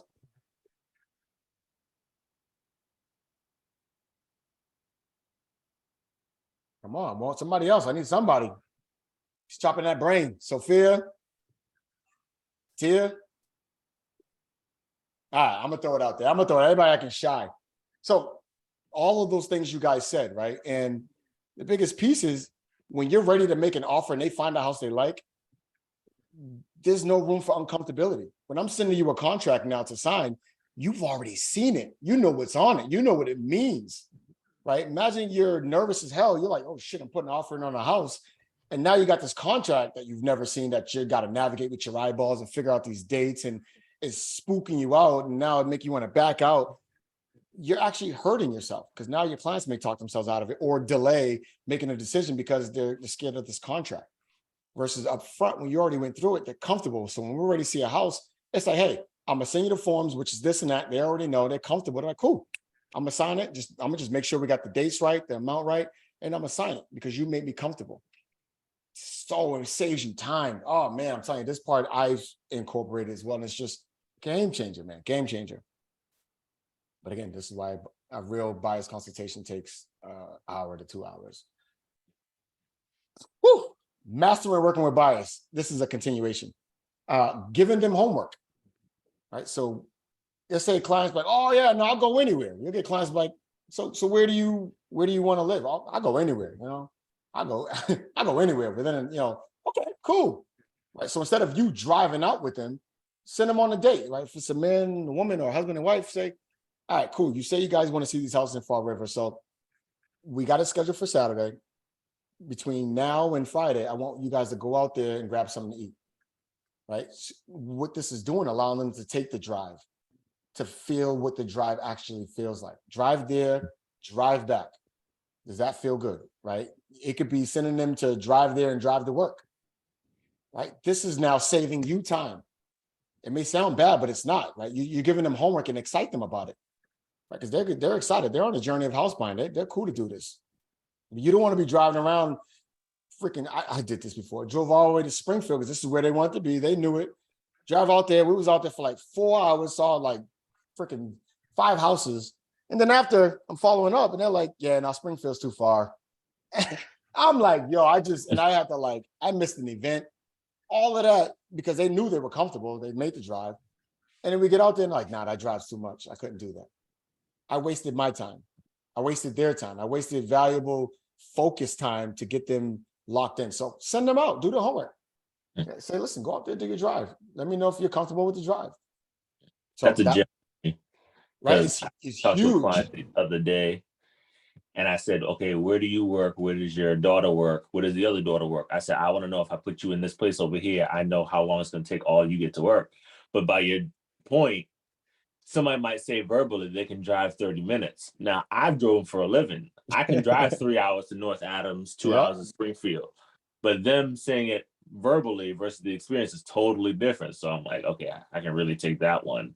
Yeah, it's Because gonna. they're going to blame you anyway. Damn right. You should have known. I'm like, well, you should have known. I mean, I work here. I mean, I thought I wanted it, but it will. In their mind, after a long period of time of showing and them not finding a house or getting a contract accepted, all they're gonna resonate is you're no good. You're the problem. It's not them. It's not their budget. It's not their buying power. It's not the fact that they ain't got enough down payment. It's you. You said you can help me get a house. I've been looking for a month now, 2 months now. I'm losing faith in you. I see somebody else posting, they're getting the listings and sold and under contract. Now I'm like, damn, I should tap in with this person. I really want a house. I'm with this guy. He ain't doing, I don't have it. So anyway, you guys catch it. Showing game. So this is as you create and customize the list for them, right? So instead of them, just putting them in MLS and they just get a list, certain clients, you may have to do this. You got to pick which houses based on that due diligence you guys did in the beginning. Send them houses that will fit what they know they want. This showing game is going to save you guys a lot of time, but it's also going to help you close a lot more deals. So explain this takes time. So let's say you got 3 houses to see for the day. Let's call it 4. You got 4 houses to show a client for the day. You pull up for the first house. This is how you need to handle it. You pull up, everybody comes, all the decision makers. And you don't show any houses unless all decision makers are there. This is non-negotiable. Like, I need y'all to respect your time and your business. You do not show a house unless all decision makers are present. Let that resonate. I promise you, you're going to freaking screw yourself. Anyway, we get there, all decision makers. So you stay outside and you ask, all right, everybody, I need you to look at the neighborhood, look at the first impression of the house. In your mind, I need you to rate this from 1 to 10. 1 being hell no, 10 being, say less. This is perfect. Right? And then I'm going to ask you all, right? There's typically 2 of them, right? Unless they're with family and stuff. So then Johnny goes. I don't know why I keep saying Johnny. Johnny goes. Johnny says, I rated a 6. And she says, oh, well, I rated an 8. Cool. Keep your numbers. That's it. You go inside, they check it out, they do their deep dive. You come outside, we stop. So after seeing the inside, how would you rate the inside? 1 to 10, not the outside. Don't worry about that. The inside, right? Johnny may say, shit, the inside is 10. You know what I mean? And she may say, it's a 9, right? So you say, okay, average, right? Johnny said it was a 6 outside, 10. So let's say it's an 8, right? Play like that. Cool. We got an 8. Guys, remember, this is an 8. We go to the next house. Same thing, right? So now we say, after they go in, do the same thing, come out. So now we say to them, so if you had to choose right now between house number 2 and house number 1, one of them had to go. Which one are we going after? Number 2. Cool. Bet. Number 2. Number 1 is off. Erase it. It's gone. Now you just eliminated a whole house of consideration and trying to think. You go to the 3rd house. Same thing. Comparing it. 3 and 2. Blah, blah, blah. They say, 2. Cool. Go to the 4th house. Same thing. Now they're comparing it between 2 and 4. Like, again, if you only have to choose one between 2 and 4, which one are you choosing? It definitely have to be 4. Boom. You just narrowed it. Because after, what's the problem is we go and we show them 4, 5, 6 houses in one day. Now they're home. They're like, shit, I don't remember what house had what. I'm overwhelmed. Well, I like this or I like that.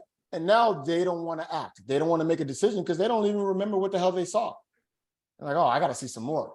But what you're doing in this process is you're eliminating competition. You're eliminating roadblocks in your client's mind, which helps them gain clarity, which helps lead them to a decision, which helps land some more contracts quicker. Game changer. Game changer. Showing game. I told you all these, man, it's like, it's just, and that's just high level. All right, next. This is kind of what I said. Only show when all decision makers are there, right? It's non-negotiable, right? I mean, this is anyone who's going to have a decision, or it could be a parent. It could be just, a woman buying, but her dad is giving the loan. So he has to say, you got to find that out in the buyer's consultation.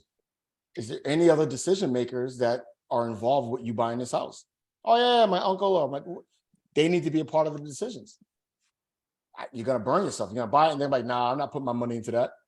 So, raw buyers, they're ready, they're able. I mean, they got a pre-approval, they got down payment money, and they're willing, right? And that's you understanding their motivation. They have a need. They're like, oh yeah, I want to get a house. I was thinking about it. I mean, I'm good where I'm at, but I want to get a house. That's not now. That doesn't mean it's not a good buyer. They could turn into a motivated if you're really freaking good, and you just get them to see the value in it. All day. Sorry. Oh, it's water, not tequila. So you need to know that they're ready, able, and willing. Those are real buyers. Those are buyers you only want to work with. So only work with buyers who are committed to buying now, not in a couple months. That's not an active buyer. Doesn't mean you don't keep them in your personal circle, but you do not give them the same level of energy you're going to give to an active buyer. Respect your time. You're a professional. Anybody who doesn't have a pre-approval and who doesn't want to get a pre-approval, they want to search first. They're not a real buyer. You cannot waste your time. Next, realistic on expectations. I want to get a multifamily in Stoughton. Their budget's $400,000, and they're not willing to budget, be flexible. You shift the energy you provide to that client.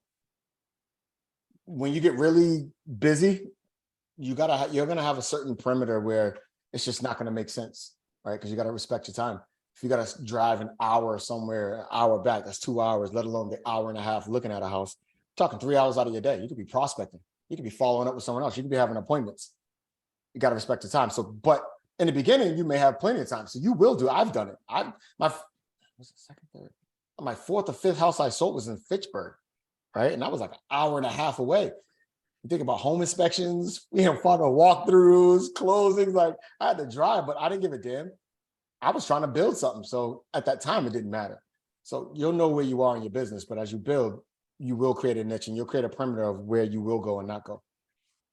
All right. Willing to work with you exclusively. So if clients are like, I'm working with somebody I just need to know if you're committed because I'm going to give you all of me. And if you feel that you can't commit to that, I understand. But it's just, I can't work under terms like that. So when you're ready, just let me know. How's self-worth? And don't be scared of that. Don't be scared. It's not a client if they don't really work with you exclusively, right? So you're not losing anything. So this is a buyer sheet, right? So this is that initial questionnaire when you have a buyer lead, someone who's looking to buy or sell. All right. So some of the questions: how soon are you looking to be in your home? You need to know this, right? If they say, like 6 to 8 months, they're not an active buyer. How long have you seriously been looking? They tell you, about 2 years. You're not a real buyer if you're looking for 2 years. You bullshitting if you're looking for 2 years. Have you seen any homes lately? Because if they have, you want to see that. You want to see what their taste and interests are. What's important to you about buying this house? When you understand their motivation and you tie everything you're doing to support them around their motivation, you win their hearts, you win their trust, and their buy-in. Like this will be gold because you're tying everything to their genuine motivation. Rather it's, I got to upgrade because I have 3 kids in only a 2-bedroom apartment or a 2-bedroom house, right? Or my mother-in-law is moving in because she's getting real weak or blah, blah, blah. I need more space. So when you're looking at homes and you get to tie it to their motivation, you're building up clientele like, damn, this guy genuinely cares for you. And you need to really care. Don't be a fraudster. But that's the power of learning the motivation. You can act and guide them through their motivation. Do you already have a buyer's agent you're working with? It sounds weird asking, but you need to know. I'm asking every time. I need to know, right? Because A, you could, but you're willing to switch. Or B, you don't. Or C, you do, and you're trying to play, see who's going to get to the bag first for you. Nah, that's not how this is going to work. Because you can't get the best version of me, and I don't give myself to anybody if I can't give the best version of me. Because you gotta have standards. Anyway, there's other questions here, right? So these are all valuable kind of pre-questions you want to get from your buyer, and it could be a part of your buyer's consultation, but you're going to go a whole lot deeper as well. All right, so there's buyer sheets, there's seller sheets, and then we got scripts for buyers. It's just magic. So we hit a lot. We hit a lot, and there's a lot more still to go. But what questions are resonating with you guys? I don't even know what time is though. I told you there was a lot. There's just no way to hit all this in such a short period of time. That's why you gotta have a coach. You gotta have the whole map, because everything you're getting to retain it, and that's just the surface. Like, this stuff gets in deep, so you can actually execute. But what questions are here before we continue?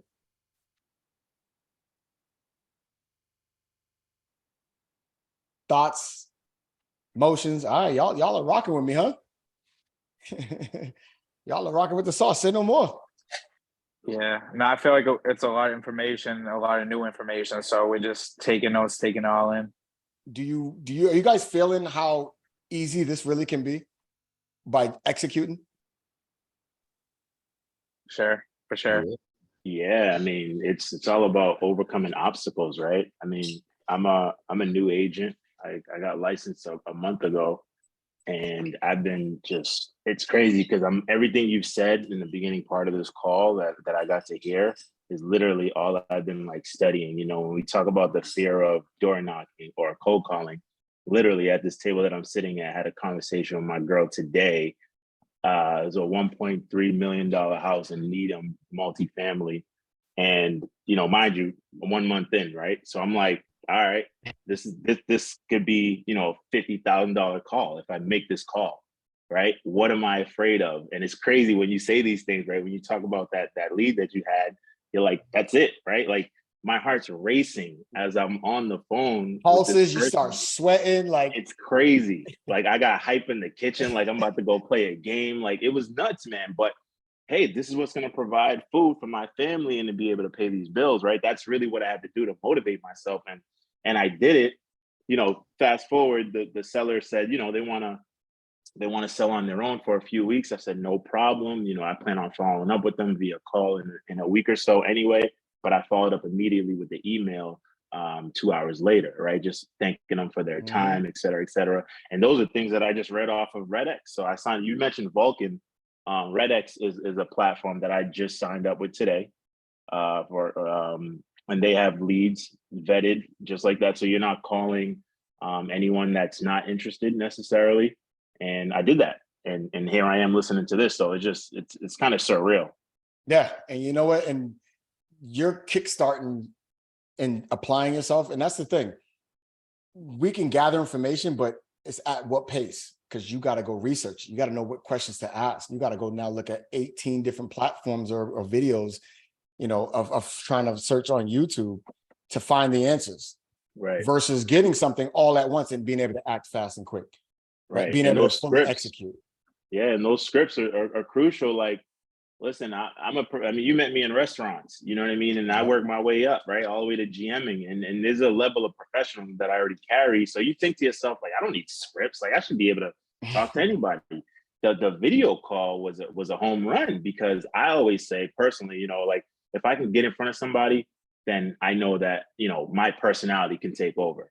So this cold calling and door knocking, so to speak, when you don't really know me, is weird to me. It's different. But guess what? You got to do it, right? That's so true. Takes. And I'm glad you said it. I'm telling you, that was my battle, right? People know me as a very strong extrovert, and I had to learn about myself. I'm freaking clearly shy. Why am I grappling and struggling and fighting myself to go knock on somebody's door or to call and be scared about a seller, you know, cursing at me and telling me to get off their phone, or what the hell am I calling them for? Right. But when you're so in tuned and in line with what you're trying to create, and that's why your vision board is so important, your daily declarations of who you are, right? Part of mine is I'm a king, right? I'm a millionaire, you know what I mean? And these things that I say, and I'm intertwining who I currently am with who I will become. So that way I think, act, move, and treat myself like who I know I'm trying to become. Because that's how I'm going to attract that lifestyle that I'm chasing and create into my life. If I act scared and nervous, or, you know, I'm trying to make ends meet, or I just want to make enough to get by, I'll make enough to get by. You know, you'll get what you have to have. So I'm telling you, calling for sale by owners and expire. I probably wouldn't have called if I didn't have like these scripts I have. Like, I'll show, and you guys out on the call will get access to that. But there's so many. There's some for investors. You got personal circle scripts, seller scripts, for sale by owner, objection handling. So when someone tells you, oh yeah, we're not looking, like for your situation, oh yeah, we're going to try this for another month. There's a whole script for that. And that level of, again, you're behind a screen, they don't see you anyway. So you got to be comfortable with it. And the scripts are weird because you're not used to following a script. You're used to being natural, but you're not an amateur until you memorize how to properly, because what you're doing is you got to get the seller to come off of this high or this protective. When you call, the gates are up. I don't know you. You want something from me. You're trying to come up off me, right? If I called or anyone calls any of you guys, your guards are up because you're like, what the hell you want? What do you want to sell me now? Right? So you got to have a professional way to be able to carry on a conversation to motivate and inspire them to see you as an asset and as a solution to a problem, right? We don't sell services. We don't sell products. We sell solutions to problems, right? And their solution to a problem is maybe they need to upgrade. Maybe they need to downsize their house because all their kids are going, they got this big ass house to pay and all these electric bills. You understanding that problem, you're supplying a solution of how you're going to get them there, how you're going to prevent them from taking on the stress that sellers go to and anxiety, of that comes with selling a house. It's just, I'm telling you, it's just game changer. You can perform off of natural abilities and talents. Me, I didn't know I could talk to anybody, but my coach exposed me, and I'll never forget this. He told me, he said, yo, all you are is you're a street baller. You play street ball. You're good, but you play street ball. You could never make it in a professional league. You'll never make it in the pros, but you're good. You play street ball. So you'll perform and you'll get what street ballers get. Right? You want to become a professional, you want to get to NBA, they all train. They're the best at what they do. And they got like 4 or 5 coaches. Why the hell are we in an industry working for income and we don't have a coach? Why the hell do we think we don't need to? It's just mind blowing, the mindset that we never thought about, we never taught our upbringing. Just work hard, get a good job. That bullshit, right? And you don't need a coach. We're not told about mentors. We're not told about coaches. But all the elite have multiple coaches. Why the hell do we think we can be a realtor, which is a profession, and not have a coach and not train, not practice role playing, not knowing our scripts? So when we're in a situation or we get someone say something that throws us off, we know how to navigate the conversation because we've trained, we've role played. We know how to carry and handle the conversation, how to overcome an objection when they say, no, when I put it back on the market, I'm gonna use the same agent. You need to know how to handle that, just like I did with that on the phone call I had where it was different. But in the video message that I showed you, you couldn't hear it. I was rebuttaling it, but I was regurgitating what I said to her, which is, cool. I totally get it. I'm not gonna argue. I totally get it. You're gonna use the same agent. I hope they have a different strategy. Your house was on the market for 83 days. Going with the same agent, I hope they have a plan to do something different. And that took her back like, oh shit. Yeah, like damn, right? And then now they're curious. So how do you know to have that conversation like that? These scripts and this training is gonna do it. Move on, man. This is craziness. No, so don't move on from that. The key to that, what you're challenging all of us to do is to come out of, get uncomfortable with the uncomfortable. What you just did is challenge that potential client to do the same thing. So don't move on from that point so quick. You made a great point there. And I hope that hit with a lot of you other ones, right? It's you're getting them out of their mindset. They, oh no, I'm good. I'm just gonna use the same agent. But they didn't consider the fact like, shit, why am I gonna use the same person that I entrusted to have my house sit and didn't sell it? What the hell are they gonna do differently next time? Right? This is something I genuinely built up, equity in. I'm just gonna trust throwing it back on the market again, right? But there's a style and a way to have that conversation. There's a level of professionalism and ability you need to have to be able to navigate that conversation without challenging them and making them feel threatened, right? Without trying to call them out or dog bad mouthing another agent. Oh, yeah, that agent. I mean, I saw the pictures they put up. It sucked. Like nobody want to hear that. That's an amateur responding. So it's just, it ties into each other, but that's huge. So thank you, Richard, for adding that. So quick into me, why I decided to get into real estate, right? I was in banking, 14 years, bank management leadership. I was rejected, like a lot of us are. I wanted a promotion. I made it clear. I worked hard. Now, again, I was probably performing as amateur, but I always outshined everyone, took on extra roles. And I was always told, oh, yeah, you need to work on this. Oh, well, not yet. Or you got to work. So all these rejections built up, not at all these places, but my final stop. And I said, you know what? I'm gonna just get licensed to get supplemental income, right? Fast forward, I got licensed. I'm doing both. Now I'm running a bank and I'm licensed. And I'm realizing like, I'm loving. I'm going to bed thinking about real estate. I'm at my job where I'm supposed to be leading, coaching, and motivating my team, which I love to do. I'm now gravitating to real estate while I'm at work. Like I felt the shift, and I had to realize, like, oh damn, I'm losing my passion for something I loved all these years, which is in banking, developing, cultivating talent, and then gravitating to real estate, right? And I was getting quick success. You know what I mean? Short time in real estate, I was getting quick success, and I got really into it. So now my efforts and focus was shifting to real estate, and it was being seen and shown by my bosses and other people, right? But they knew I was still performing. I was still killing the game. I just knew I wasn't as vested, and I was a lot more engaged in real estate.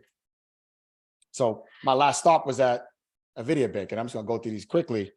But what it taught me and what I'm applying to now is the power of building a brand. When I took over that bank, in a video bank, I was there for 5 years. I was newly introduced to going out in the community and like volunteering and speaking engagements and going out to these events. Because at the other banks, it was just perform, be a top performer, get sales, and be recognized. That's what I did. I'm good at sales.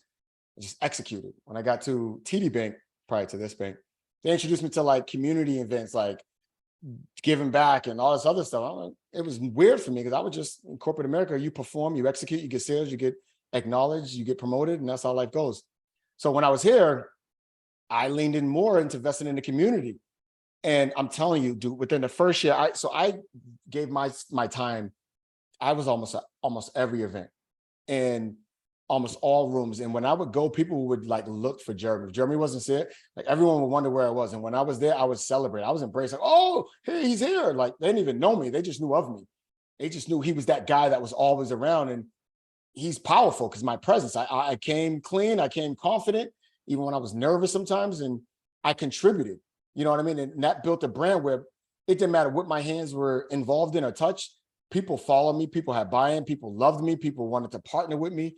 And that was important because now that I'm starting my entrepreneur journey, I learned this valuable skill of pouring in with a genuine heart, but what will come out? And then you start getting picky because now that you build this brand where everyone wants you, you can decide where to go and where not to go, right? But now you got these people who know you, who can't help but know you, and I was going so long. So this is the senator, Massachusetts, and her assistant. I got emerging leader of the year. It's like my first year of actually pouring into community, which for me was huge.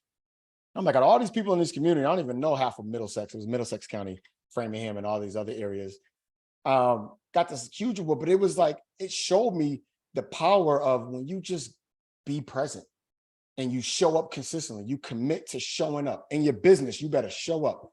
Your morning prospecting time zones, your sellers, your calls, right? All these things you need to show up for yourself. And when you pour in, the rewards will come. You know what I mean? And help me master networking. Like this was a big ass event we put together. Like the success, this was like talked about for years. And all it was talked about was this event Jeremy put together. This was actually one of the locations that we ran in Framingham. Like these are all different leaders. I'm talking about some are CEO of businesses. Some are like, I got directors at Framingham University. I forgot what his role, but these are like big people, like, not just random humans. These are people in diverse industries all together, and they couldn't help but talk about it. And my brand was associated with it. So imagine you being associated with being involved in the community. Figure out what's going on, right? Let your brand stand where you show up. Everyone's like, who the hell is this guy I see at every event? They're gonna want to get to know you. Who is this guy? He comes with a smile. He comes with positive energy. Deep relationships, right? It's called a relator. When I invested in a relationship, I build deep relationships. That's just part of my genuine care. And you got to be safe with it too, because sometimes everyone doesn't deserve that energy. But I did that, right? And this is the first mayor of Framingham. Me and her were like this. That was my homie. I had people at other organizations. It was some racist stuff, actually. So they would reach out to me and say, hey, don't even know them, but hey, how you doing? Yeah, no, I know you're cool with the mayor. Can you bring this to her and have her look at this until I want to have her at this event? I don't even work for the mayor, right? But my association with her was so strong. It was publicized. Random ass people thought they can call me and use me to get access to the mayor. But what I got from that was how powerful my brand was. You went out of your way to reach out to me because you thought I was the plug to the mayor. Like that is deep. You know what I mean? So investing in yourself is what I was learning on this journey. And I was learning about mentorship. I was starting a mentorship at the bank and pouring in. And this was baseline mentorship. This is just having somebody, you know, to talk to and guide. I really started to get exposed to the power of having a coach, right? And actually having a roadmap. Because all my life, I just perform off of natural talent and I made things happen. I've been successful, I've been blessed, but I've been playing so freaking small because I just perform off of natural talent. And a lot of people show up that way because that's all they know. Right? So you get that guidance and that GPS, you know, you can't take it to new heights. And so this happened where I got put in a position. This is last year, September. I got an option, was to let go of my real estate license or I had to walk away from banking because they didn't want me to do both anymore. And it was the most uncomfortable, exciting 3 weeks of my life. I decided to go all in and bet on myself. And I would have never done that if I didn't have powerful people around me who reminded me of who I am and what quality I bring to the table. I would have never made that full-blown investment of deciding to leave a 6-figure job where I was the boss. I didn't ask no one for PTO. I showed up when I wanted to. I made my time. I made comfy money. I had plenty of benefits. And I'm going to walk away from that, a 14-year career built to trust me to go to real estate. That's a tough decision, right? But I couldn't have done that with strong faith, a strong, solid team who genuinely loves me and pours into me and holds me accountable and holding myself accountable, but also thinking bigger, having faith in who I am and what the Father has blessed within me and made clear. This was it. This is the next journey. And having no guidance about what to do, I was doing great stuff already, but I was walking away from it all. So I got serious and I went all in. And my journey begins. So I'm gonna take you guys on a little spindle. So this is my journey, right? January, I started my real estate journey. By April, I closed my first deal. September, walked away from my job. Scary as shit. I was excited days and I was scared, like, oh my God, I got a family, I got kids, I got a wife, I got this freaking house I have, you know, I got all these bills and I just lost my guaranteed income. I just lost my safety net, my paycheck, my love note. It's all on me. So that'll freak you out. But what it will also do, it will light a fire under your ass to show up for you. It would light a fire under your ass for you to get uncomfortable and do the stuff you normally would avoid to do. So by December, right? So full-time by December for my real estate, I made $52,000 in my real estate. And that was part-time most of the year and then full-time from September to December, right? My regular job, whatever salary that was. January, I hired my coach, Kevin Ward, still my coach for the year, $30,000. So before I hired him, my commitment to myself at the beginning of the year in January this year was, I said, I got to invest in me. And I didn't know what that meant, but I said, I know I got to invest in me because I saw what I did last year. I know I went full time. And I said, I got to do better. I got to do more. I got to pour into me. And I thought it was more trainings, I didn't know what it looked like. So I got exposed to this opportunity. I went through this little mastermind he had. And at the end, there was an offer presented to work with him full time. And I was nervous. I was nervous as shit even getting the mastermind. It was like $200 something. And I was freaking out about that because I never spent money and I was never trained to spend money to buy something to help build you up, right? To help give you the roadmap to get things faster. So long story short, the offer was presented. I'm telling you, I went back and forth for about 3 or 4 days. No, that was a different one. So there's been a lot of mentorship since then. But I went back and forth that whole hour a night because we had the decision to make that night. I didn't sleep. I was like tossing and turning because I knew I needed to be in this room. I knew and trusted his ability to lead and take me to new heights. Right. And I'm like, how am I going to spend? I've never spent any money on myself like that, investing in a coach. You want me to spend 30 grand? I spent it. I made the decision. I made the decision and I was freaked out, but excited. I was nervous. I didn't know what to expect. I didn't know whether to trust him. I didn't know whether to, but I knew I trusted him because I was in this whole program and trusted in this journey. Fast forward to July.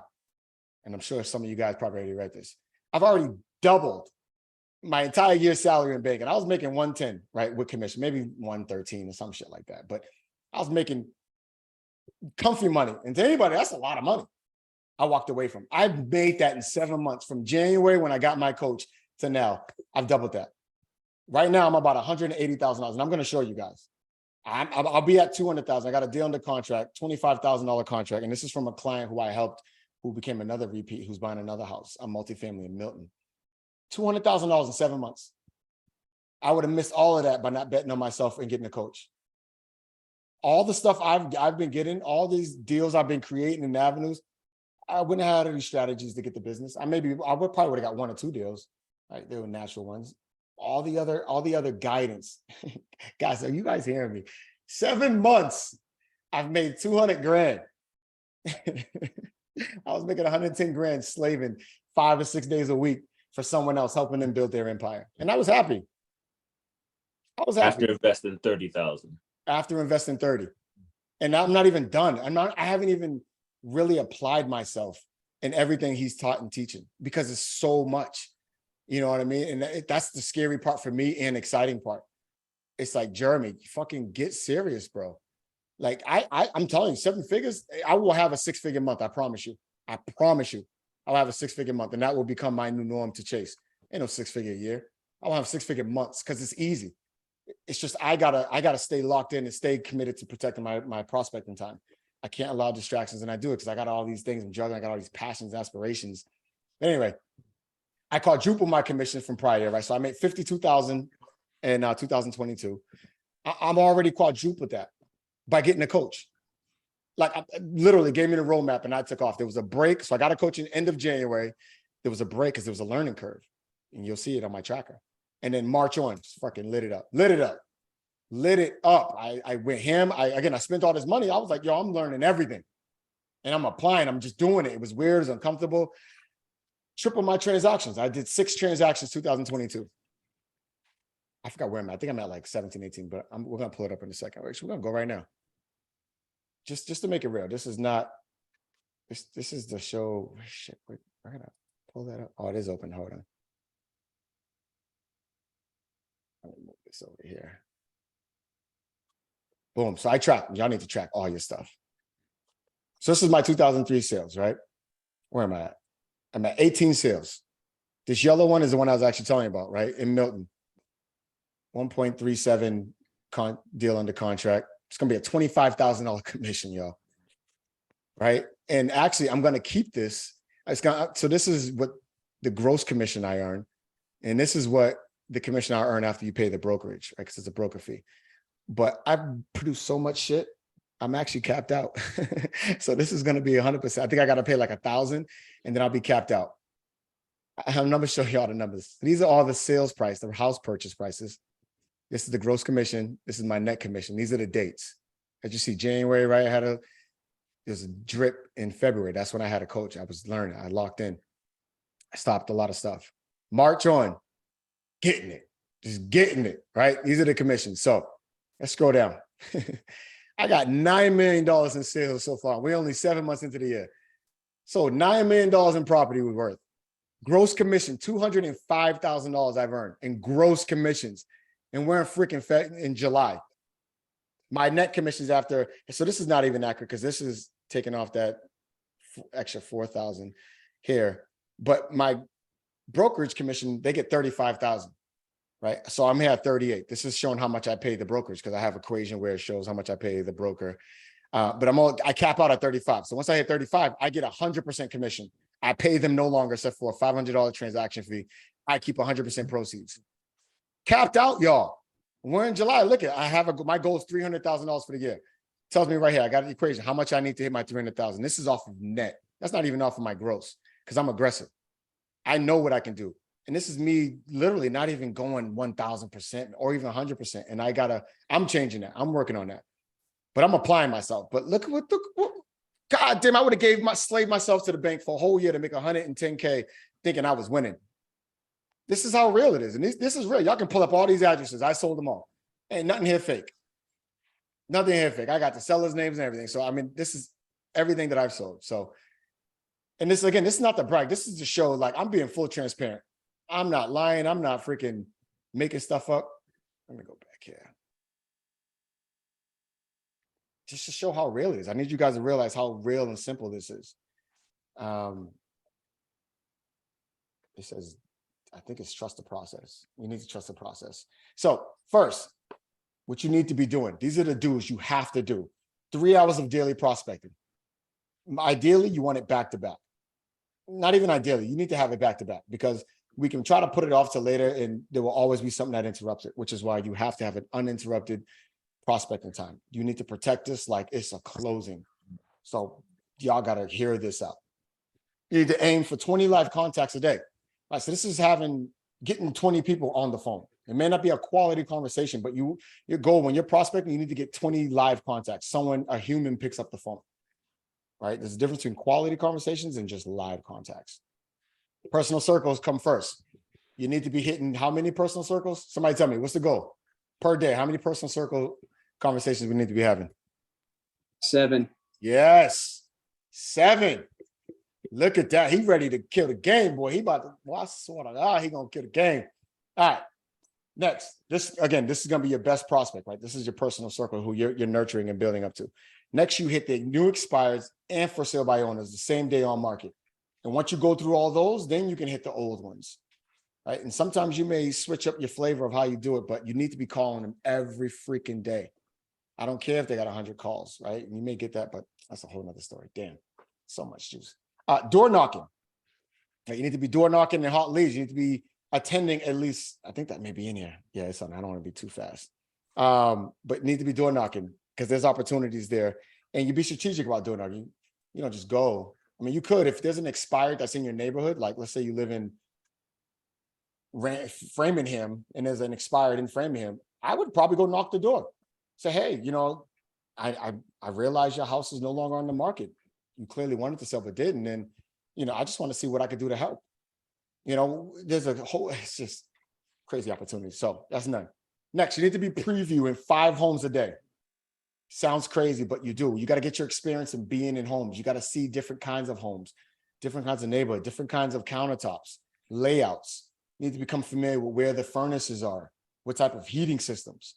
Because the more educated you are, the more educated you can share and show that knowledge to your clients when you're at sellers and you're looking at their house. You're going to be able to point stuff out. Hey, this is going to actually be important, something we're going to have to address later on, or this, blah, blah, blah, blah, blah. What do you mean, just going to open houses and things of that nature? Or is it like, if you're a real estate agent, request a showing, right? You need to be going seeing properties. And if you know you want to be selling $1 million houses, don't go look at $200,000 houses. Don't go look at $400,000 houses. Go and be in $1 million properties. Go see $1 million condos. You will become your environment, right? Don't think you're not good enough. Oh, I got to prove myself, or I could never. You haven't done it yet. That's it. That's the only difference. You just haven't sold it yet. Do you have the ability and the confidence? Hell yeah. I got the right plan and strategy. I will get every house sold, right? So the more you're in these spaces, the more you think in these spaces, you'll talk in these spaces, people will know you're a luxury agent. You're an agent who deals with high ticket properties. You will attract those type of clients in your life. Your marketing on social media will start be targeted towards luxury clients because you're in those spaces. You're seeing these houses. You're showing them, right? When you're going through touring houses, you're showing them on Instagram. People can be like, damn, he's showing houses again. He's busy. You're building a brand, right? It's just all these things matter. Like, Jesus, God, it's dope. Door knocking 10 doors, right? So this is around, you need to be going to an open house. This ties right here. You need to be going to 1 open house per week at minimum, if not more, right? Go to an open house, see the vibe, see how the layout, see the traction, look at the price, see why this house is attracting such a heavy crowd. How did the agent price it? Right? Because there's pricing strategies. There's all kinds of games that matter to get a house moved quick.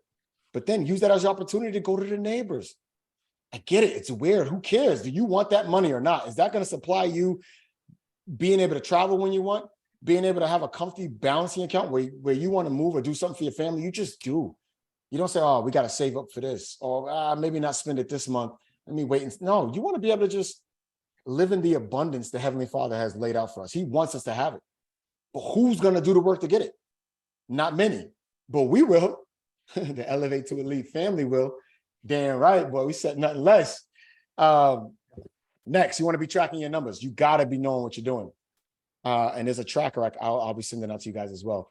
Simple. You need to know how many quality conversations you're having, right? How many personal videos you've been sending out, how many contacts you had, right? And this is going to correlate when you start seeing results. How many appointments you're getting? Are you getting better? Are you getting worse? And you know you need to role play, you need to practice more, right? But tracking, it's work, but it's needed. That's one thing I hated was the planning, the tracking. I just like executing. But that's why I was an amateur for so long, right? I didn't want to do the work that real mature professionals do. NBA players, they can show up. They literally can just show up, but they don't. They're in the gym before everybody. They train longer than everybody. Brady, he showed up to camp with the rookies. Why? Because he knew those reps matter. That practice, that role play, that work mattered. He was thinking about championships, not winning games, not, oh, I got this. I'm going to just show up and show out. That's what amateurs do. That's why we don't get far. We don't last long. So starting today forward, the do's.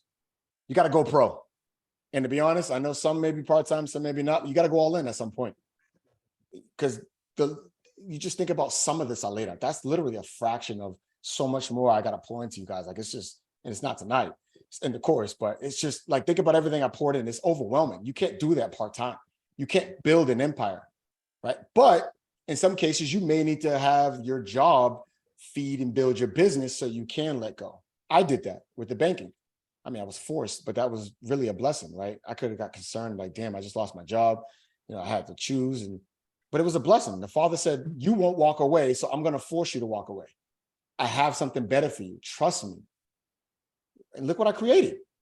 You know what I mean? So next, you got to have a coach. You got to get the guidance. Otherwise, you're going to take the long journey to get there, and then you're going to get burnt out. Because in this market where it's heading, if you ain't a pro and you don't have all this in play, you'll get flushed out. You'll have to go back. You'll have to go back to the workforce because you just won't be able to keep up. It's hard out here, right? So getting a coach, you got coaching calls, right? This is where accountability comes in, right? This is where you kind of get into training. So 2 modules a day, because the content you're going to be learning, you need to digest, you need to be applied. You need to put it and fit it into your daily schedule so you can execute on it. And then you may want to go back and revisit it because it's going to hit different as you start applying it. Next, you got to dream bigger, right? When you start creating your vision board, your aspirations, what you want for you personally, your life, your business, it can't be this basic stuff anymore. You got to be ready to like dream bigger, right? You don't want, I want to have enough money to pay my bills. That's too small, right? I want to, have $50,000 and like, that's small. Now that may be a lot because you've never been there. You got to dream bigger. Dream like it's achievable, but you can't play small anymore. You can't think small. All right, next, move faster. So that's execution. You're getting a lot of drip. And I promise you, and this is not to be wrong, but a lot of you won't execute on all this. You'll delay, right? You'll make some excuse of why or put off or think, I get it, sounds good, but that's not me. I'm telling you, setting yourself back. That story is powerful in your head. Limited beliefs, it'll screw you. It'll screw everything up, right? And for you, your mindset needs to be, if everything's under control and you're cruising in life, you're not going fast enough. You're not challenging yourself hard enough. Like you should feel uncomfortable a lot, unstable and like overwhelmed. That's me. And I have to remind myself it's Germans because you're building something big. Like I get in my mind a lot like, damn, dude, I feel like I got too much going on. I'm putting too much on my plate, but I'm doing it all. And I'm growing at a rapid pace and I'm executing at a rapid pace, right? So stop asking yourself, right? Stop wasting time thinking about the what ifs or if I go hard, what's going to happen? No, just execute, just do it. It's so crazy how we're comfortable accepting doing nothing and what that entails, right? The life we can't have. We're cool. We're cool taking that all day. We accept that. But putting the work in and getting uncomfortable, what that can create, we feel like that's so far-fetched. We're not willing to live in that norm. It's so screwed up how our mind has been programmed, right? But it has to change, right? And being in these rooms and environments will change that, right? You got to get tougher. You can't worry about the no's, the rejections, how you sound, how people are going to view you on social media. Because as you're starting to build your brand, you're going to be worrying about, they're going to think I'm showing off. Who gives the freak if they think that? Who cares? They're going to think that for a second, move on, scroll to the next page and think something else. But because you bowed the knee to their perception, you now potentially missed out on someone seeing your posting and getting motivated to actually hit you up this time. Because they're like, damn, this guy's been doing it for a while now. I'm going to hit him up because I'm actually excited. Or I'm motivated because I see how he celebrates his clients. Right? But we missed an opportunity because we're worrying about someone else's perception or if we're bragging. Man, that's your problem. If you worrying about me sharing and celebrating and building my brand that much, that's your problem. That ain't got shit to do with me. I cannot allow that to interrupt where I'm going. Ain't nothing. Do more, right? When you think you're doing enough, do more. When you think you laid it down the line, do more, right? Put more hours in, right? Now have a balance. In the beginning, you're gonna probably put in a lot, but you'll have to make some adjusting, right? Your family's gonna need you, but you got to do more. You know what I mean? You called 3 hours, let's say it was just didn't go well, but you got some free time because you don't have any appointments in the afternoon. Do another call block, right? Yeah, maybe 5 o'clock, that's your appointment setting, but you got time, call prospects for an hour, another 30 minutes, call one more contact. That may be the one that's like, yeah, you know, come on over, let's talk, right? So the mindset, you got to be willing to do more, right? And again, not everybody's gonna be willing to. It sounds good, right? But most people just, they don't have it in them, right? It's elevate to elite, can be everybody, but it's not for everybody, but it will be for y'all. Next, push harder, right? Push harder, keep hitting it, get out of your comfort zone. If you're in your comfort zone, just know you're in the wrong place. You're in the wrong room, wrong neighborhood. Building something big is not comfortable. And if you're comfortable, I'm telling you, you're doing it wrong. You're doing it wrong and you got the wrong instructions. It's a very uncomfortable journey. But don't say, I'm going to try it out, right? Don't say, all right, I'm going to just try this out and see what happens. All you're doing is saying, all right, I'm going to just try it. You're not going to give it your best. Declare it. Go full-fledged. Say, this is happening. I'm declaring it. I'm doing this. I will accomplish this. I will be making this. I will have 2 transactions a month. You need to declare this and believe it until it is internalized in your soul. Your emotions, you got like somebody was saying on here. Daniel was saying, he's excited and then he's nervous. Imagine if he talked himself out of like, fuck, I'm not calling him. Or I'm gonna call him and I'm just gonna let them talk me out of it so I can hang up and let him go, right? You cannot follow your emotions. Right? You got to stay true to the commitments and the aspirations you set. All this is tied together. Like the mindset is the biggest hurdle you guys are going to have. It's not out there. It's not the clients. It's not the no's. It's up here. All the battles you're going to fight. You're going to be excited some days. Some days you're like, oh shit, I don't want to call me. I don't get rejected. Hell no. Dude, what kind of life are you trying to create? You trying to get this vision board accomplished or not? You know what I mean? What's the worst? What's the worst you're going to know? You guys get it. Don't go buy Zillow leads and don't go buy other leads. I did that. Spent like $3,000 my first month on Zillow leads and like this other source. Half of them are freaking just scams. But Zillow leads is low quality, right? You're getting people who are requesting to see something. A, they have no pre-approval. You don't really know. B, they have a client, but they just were looking at a house like, ooh, I liked it and clicked it. And now you're showing them and then you're done. They're like, oh yeah, I got an agent already. Thank you though, right? It's just low quality and it's expensive. I spent about $3,000 in October, my first month of being self-employed. And I'm blowing money on buying all these leads because I don't have a GPS. So I'm just doing what I think. I'm buying leads. I'm putting myself in places to get leads coming in. Nah, don't do that. Don't focus on the sales and commissions, right? Don't get a deal and get excited and take your foot off the gas. And that's easy to do when you've never really had money come in like it's going to start coming in. Because all that's going to do is derail you from feeding your business, from doing the things that got you that. You got to see success in the process. Your new success is not getting the deals or getting closings. It's saying, yo, I stay committed to my plan. I stay committed to my schedule. I stay committed to my commitments. That's success because everything, I promise, everything else has to come. It has to show up. The money, it has to show up. The deals, they have to show up. When you stay committed to the process that brings that in, everything else will come. You don't even got to worry about it. In my business, I promise you, I don't even look at money. I don't even look at my commission checks when they come. I don't even calculate how much a deal is going to be, right? I put things on my tracker after they close. I did this other one and updated because I knew I wanted to reference it, but I don't have to. I know if I stay committed, money's going to follow. I didn't just make $200,000 year to date, you know, freaking because of no reason. It's because I stayed true to the process. I focused on what was going to generate those results. A relationship. You stay true to what the relationship requires. You think you're not going to have a successful relationship? Right? You focus on what the relationship requires, you're going to bear the fruit of a healthy relationship. All right.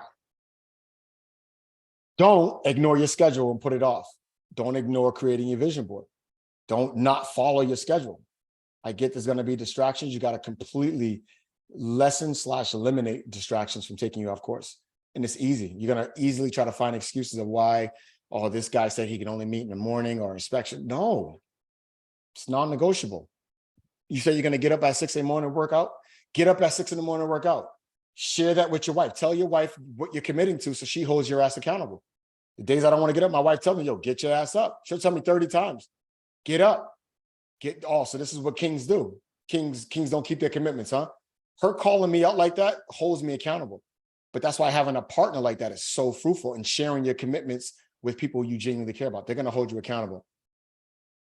Not having a coach, right? Don't go further without having a coach. I promise you, you're just delaying everything you can have quick. It just doesn't make sense. And I know that. And to this point, I have 3 coaches now. So I spent $30,000 in January.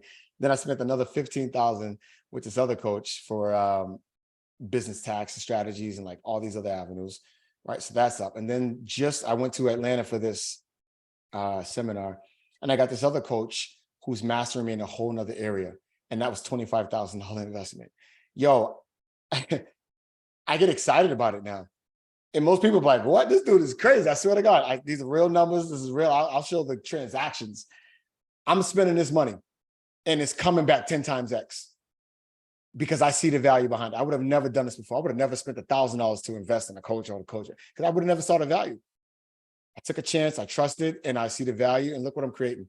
And I'm just getting started. God, Jesus, I'm just getting started. So I'm addicted to having a coach. I will never not have a coach, I swear. Don't matter, because I know now it will be the right coach. I will not just have anybody, right? You don't just have any coach because you just say, I got to have a coach. It's got to be someone you feel you could trust, and the guidance is there and the fruit is on the tree. Someone who actually has fruit on their tree of what they're trying to teach you. It matters, but you got to have a coach. Got to have a coach. So guys, this has been a lot. All right. So get the guidance, right? This is kind of what I just tapped into, having a coach, right? I mean, the experience and expertise is it's gonna fast pace you. You're gonna know what to do, what not to do, and you're gonna be able to give your time and energy in the specific areas that matter. Having that map and GPS saves you time from driving all over the United States versus getting to Texas, getting to whatever the hell we said, Las Vegas.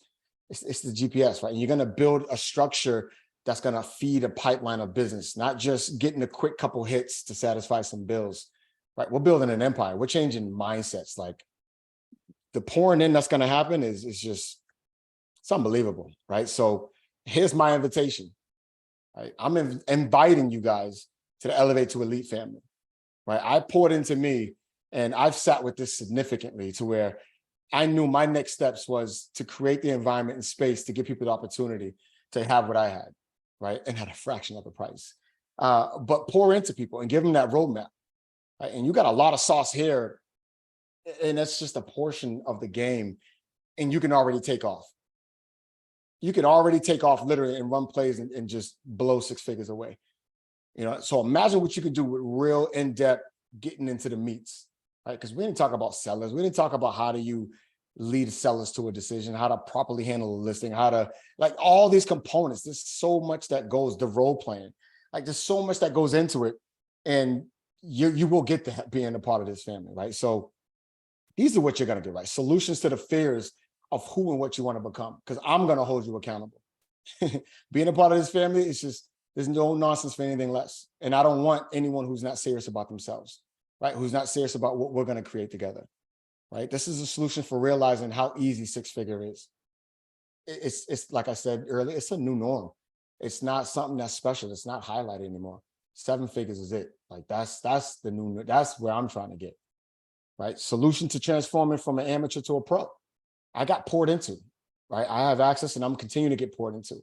Right? So you guys are going to get poured into to all that I have. I gave out nothing in this course. You're going to have every single ounce of it. And as I get more, it's going to continue to pour in, right? And we'll get later into that, right? This is the fast track to winning before you guys get flushed out. We talked about earlier. I mean, it's only so long you can perform as an amateur. And in this market, it's tough. It's tough to get a buyer. It's tough to get a listing. And to build a real business, you need listings. It's not buyers. It's too much work to build a real big business, $1 million business off of buyers. You got to have sellers. You're going to get early access to this community.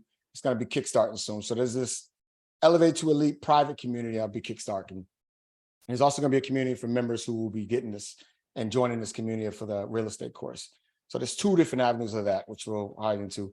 And then there'll also be role-playing opportunities. And they're going to be weekly calls for role-playing, right? This is going to give you that training and exposure with these scripts. They're going to teach you how to use them. Because you can read them, but if you don't know how to use them, because tonality matters. There's going to be pauses, and those pauses are powerful, and they're for a reason. There's going to be downswings, right? It communicates certainty versus like when you say, I don't know, throw something out there, how does that sound? When you upswing, these are things I've learned. When you upswing, that communicates uncertainty. You're not sure. Versus if I communicate that, I don't know what the hell the line I just used. Let's just say, are you ready, right? So after hearing all this, are you ready to make that decision, right? That's someone who's certain and is stern versus, are you ready? I'm communicating uncertainty. So all of that stuff matters, right? And that's what role playing is. That's what this in-depth coaching is going to give you access to understanding all of that, because it all matters in how you communicate. So course layout, there's 16 modules. It's over 9.5 hours of content. It's crazy. Y'all can see, we're on this call. I can't believe it's this long. And cheers to y'all for being here. Shout out. Those who had to leave, they got their own commitments, I'm sure, but it's 9.5 hours of just straight game. So first, kind of just laying out what this course is. First is a deep dive into your mindset, right? And your embedded stories and how powerful that is. Second is what the first 100 days needs, what you need to accomplish and what that looks like that you need to be doing in your first 100 days. Next, creating a plan, right? Understanding what that elevation cycle looks like, right? Goal setting, business planning workshop. There's going to be activities and there's going to be assignments, right? Through these modules where you have to stop and actually do and put together some plans and so forth. You're going to be designing your perfect schedule, tracking the system, creating and developing your tracking system, right? To manage your activity and leads. Because without that tracking system, you don't know what's working, what's not, and where you're holding yourself accountable to what you should be doing. Mastering objection handling. This is huge. You can get in front of sellers all day, but if you're not skilled enough to know how to handle these objections that are going to come your way, I promise you won't win. And it's hard. Sellers game is different. Unless you're getting a free slide of someone who's selling, trying to get sellers, this strategy, right? And there's the serious work that goes behind and these tactics that's going to get you sellers still. So we go real in depth into that. Next, I know the numbers say 1, but it's a continuation, 7. Introductory to scripts, right? For mastery, because that's the name of the game. You got to get these scripts down and you'll be able to apply them to building your personal circle when you're making calls, investors, sellers, buyers. You got probate attorneys, you got when you're dealing with it, like, it's just, you got it for everything. And like they give the object, like, it's in depth. There's no way not to like be successful. It's crazy. Building out your free support team. So as you get going, you got to build out a team of support because you can't do it alone. Right. So we're going to break down, what does that mean? How do you build out a free support team? This is having people who will help supporting you, but also helping build your business, right? Because you're helping them build. So they're building out your free team. You need that. I have a whole full team. That's a lender, attorney, right? All these different items. People. Your personal circle conversion strategies. So how do you convert your personal circle into referrals? How do you get them to be referring? How do you train them to know how to send you referrals or how to look for opportunities? We get into that. Lead generation strategies, broken down and in depth. Understanding, organizing, and creating elite lead strategies. So how do you generate lead opportunities? Like, this is a whole bunch of different funnels and avenues. It's not just through one avenue. Mastering the process of getting connections and managing and converting seller leads. Again, you can get leads, but if you don't know how to convert them and lead them to a decision, because that's your job. As an agent, your job's not to sell. Your job is to lead people to a decision, rather a seller or a buyer. That's your job. Get it in your head. Your job is to lead people to a decision. And when you're a master at leading people to a decision, the floodgates of income just pour. They pour in. Whew. The pre-call process, right? To get buyers pre-call, we go real in depth of how do you do it? What are those questions you ask? What is the layout? What is the form? When do you ask certain questions? So in depth. Master the showing process and presenting the best deal, right? How do you get them to a decision, but then also how do you put together the best deals that will get accepted, right? They're presented correctly, they're structured right, the design is correct. Next, 5 key parts of turning your clients into a beast referral source. So as you have clients, you could turn these into your raving fans, right, into a powerhouse. These are people you've already satisfied and brought them their dreams and happiness. How do you turn them into like just beasts of resources? We go real in depth into that.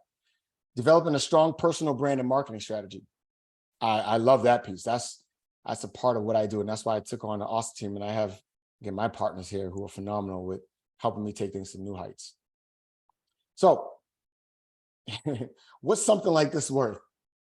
And this is, you don't have to be shy to throw out a price, right? When you think about all that's included in here, what is something like this worth to you? And I just, anybody shout out. You ain't got to be scared that like, damn, I don't want to say this because he's going to think this. I ain't going to think nothing. It's already created. So somebody shoot it out. $1,000. All right, $1,000. She shot $1,000. Anybody else?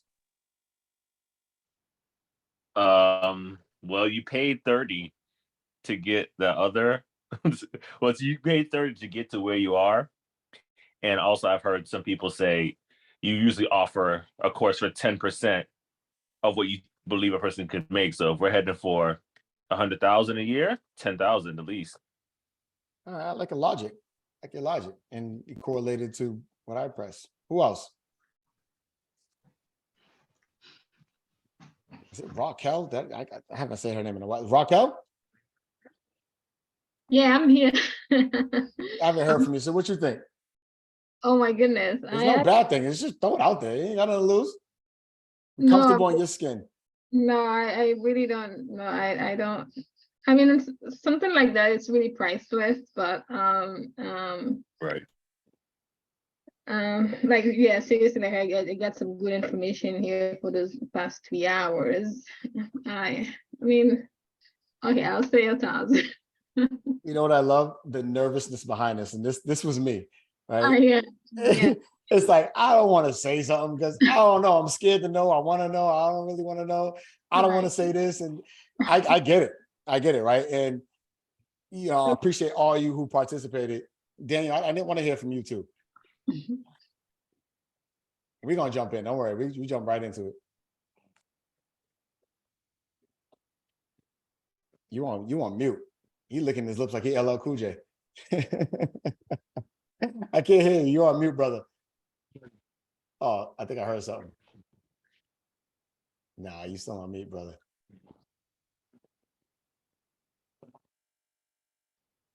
Yeah, he having technical difficulties, y'all. So, all right, we're going to move forward. But he was going to participate, y'all. He was going to participate.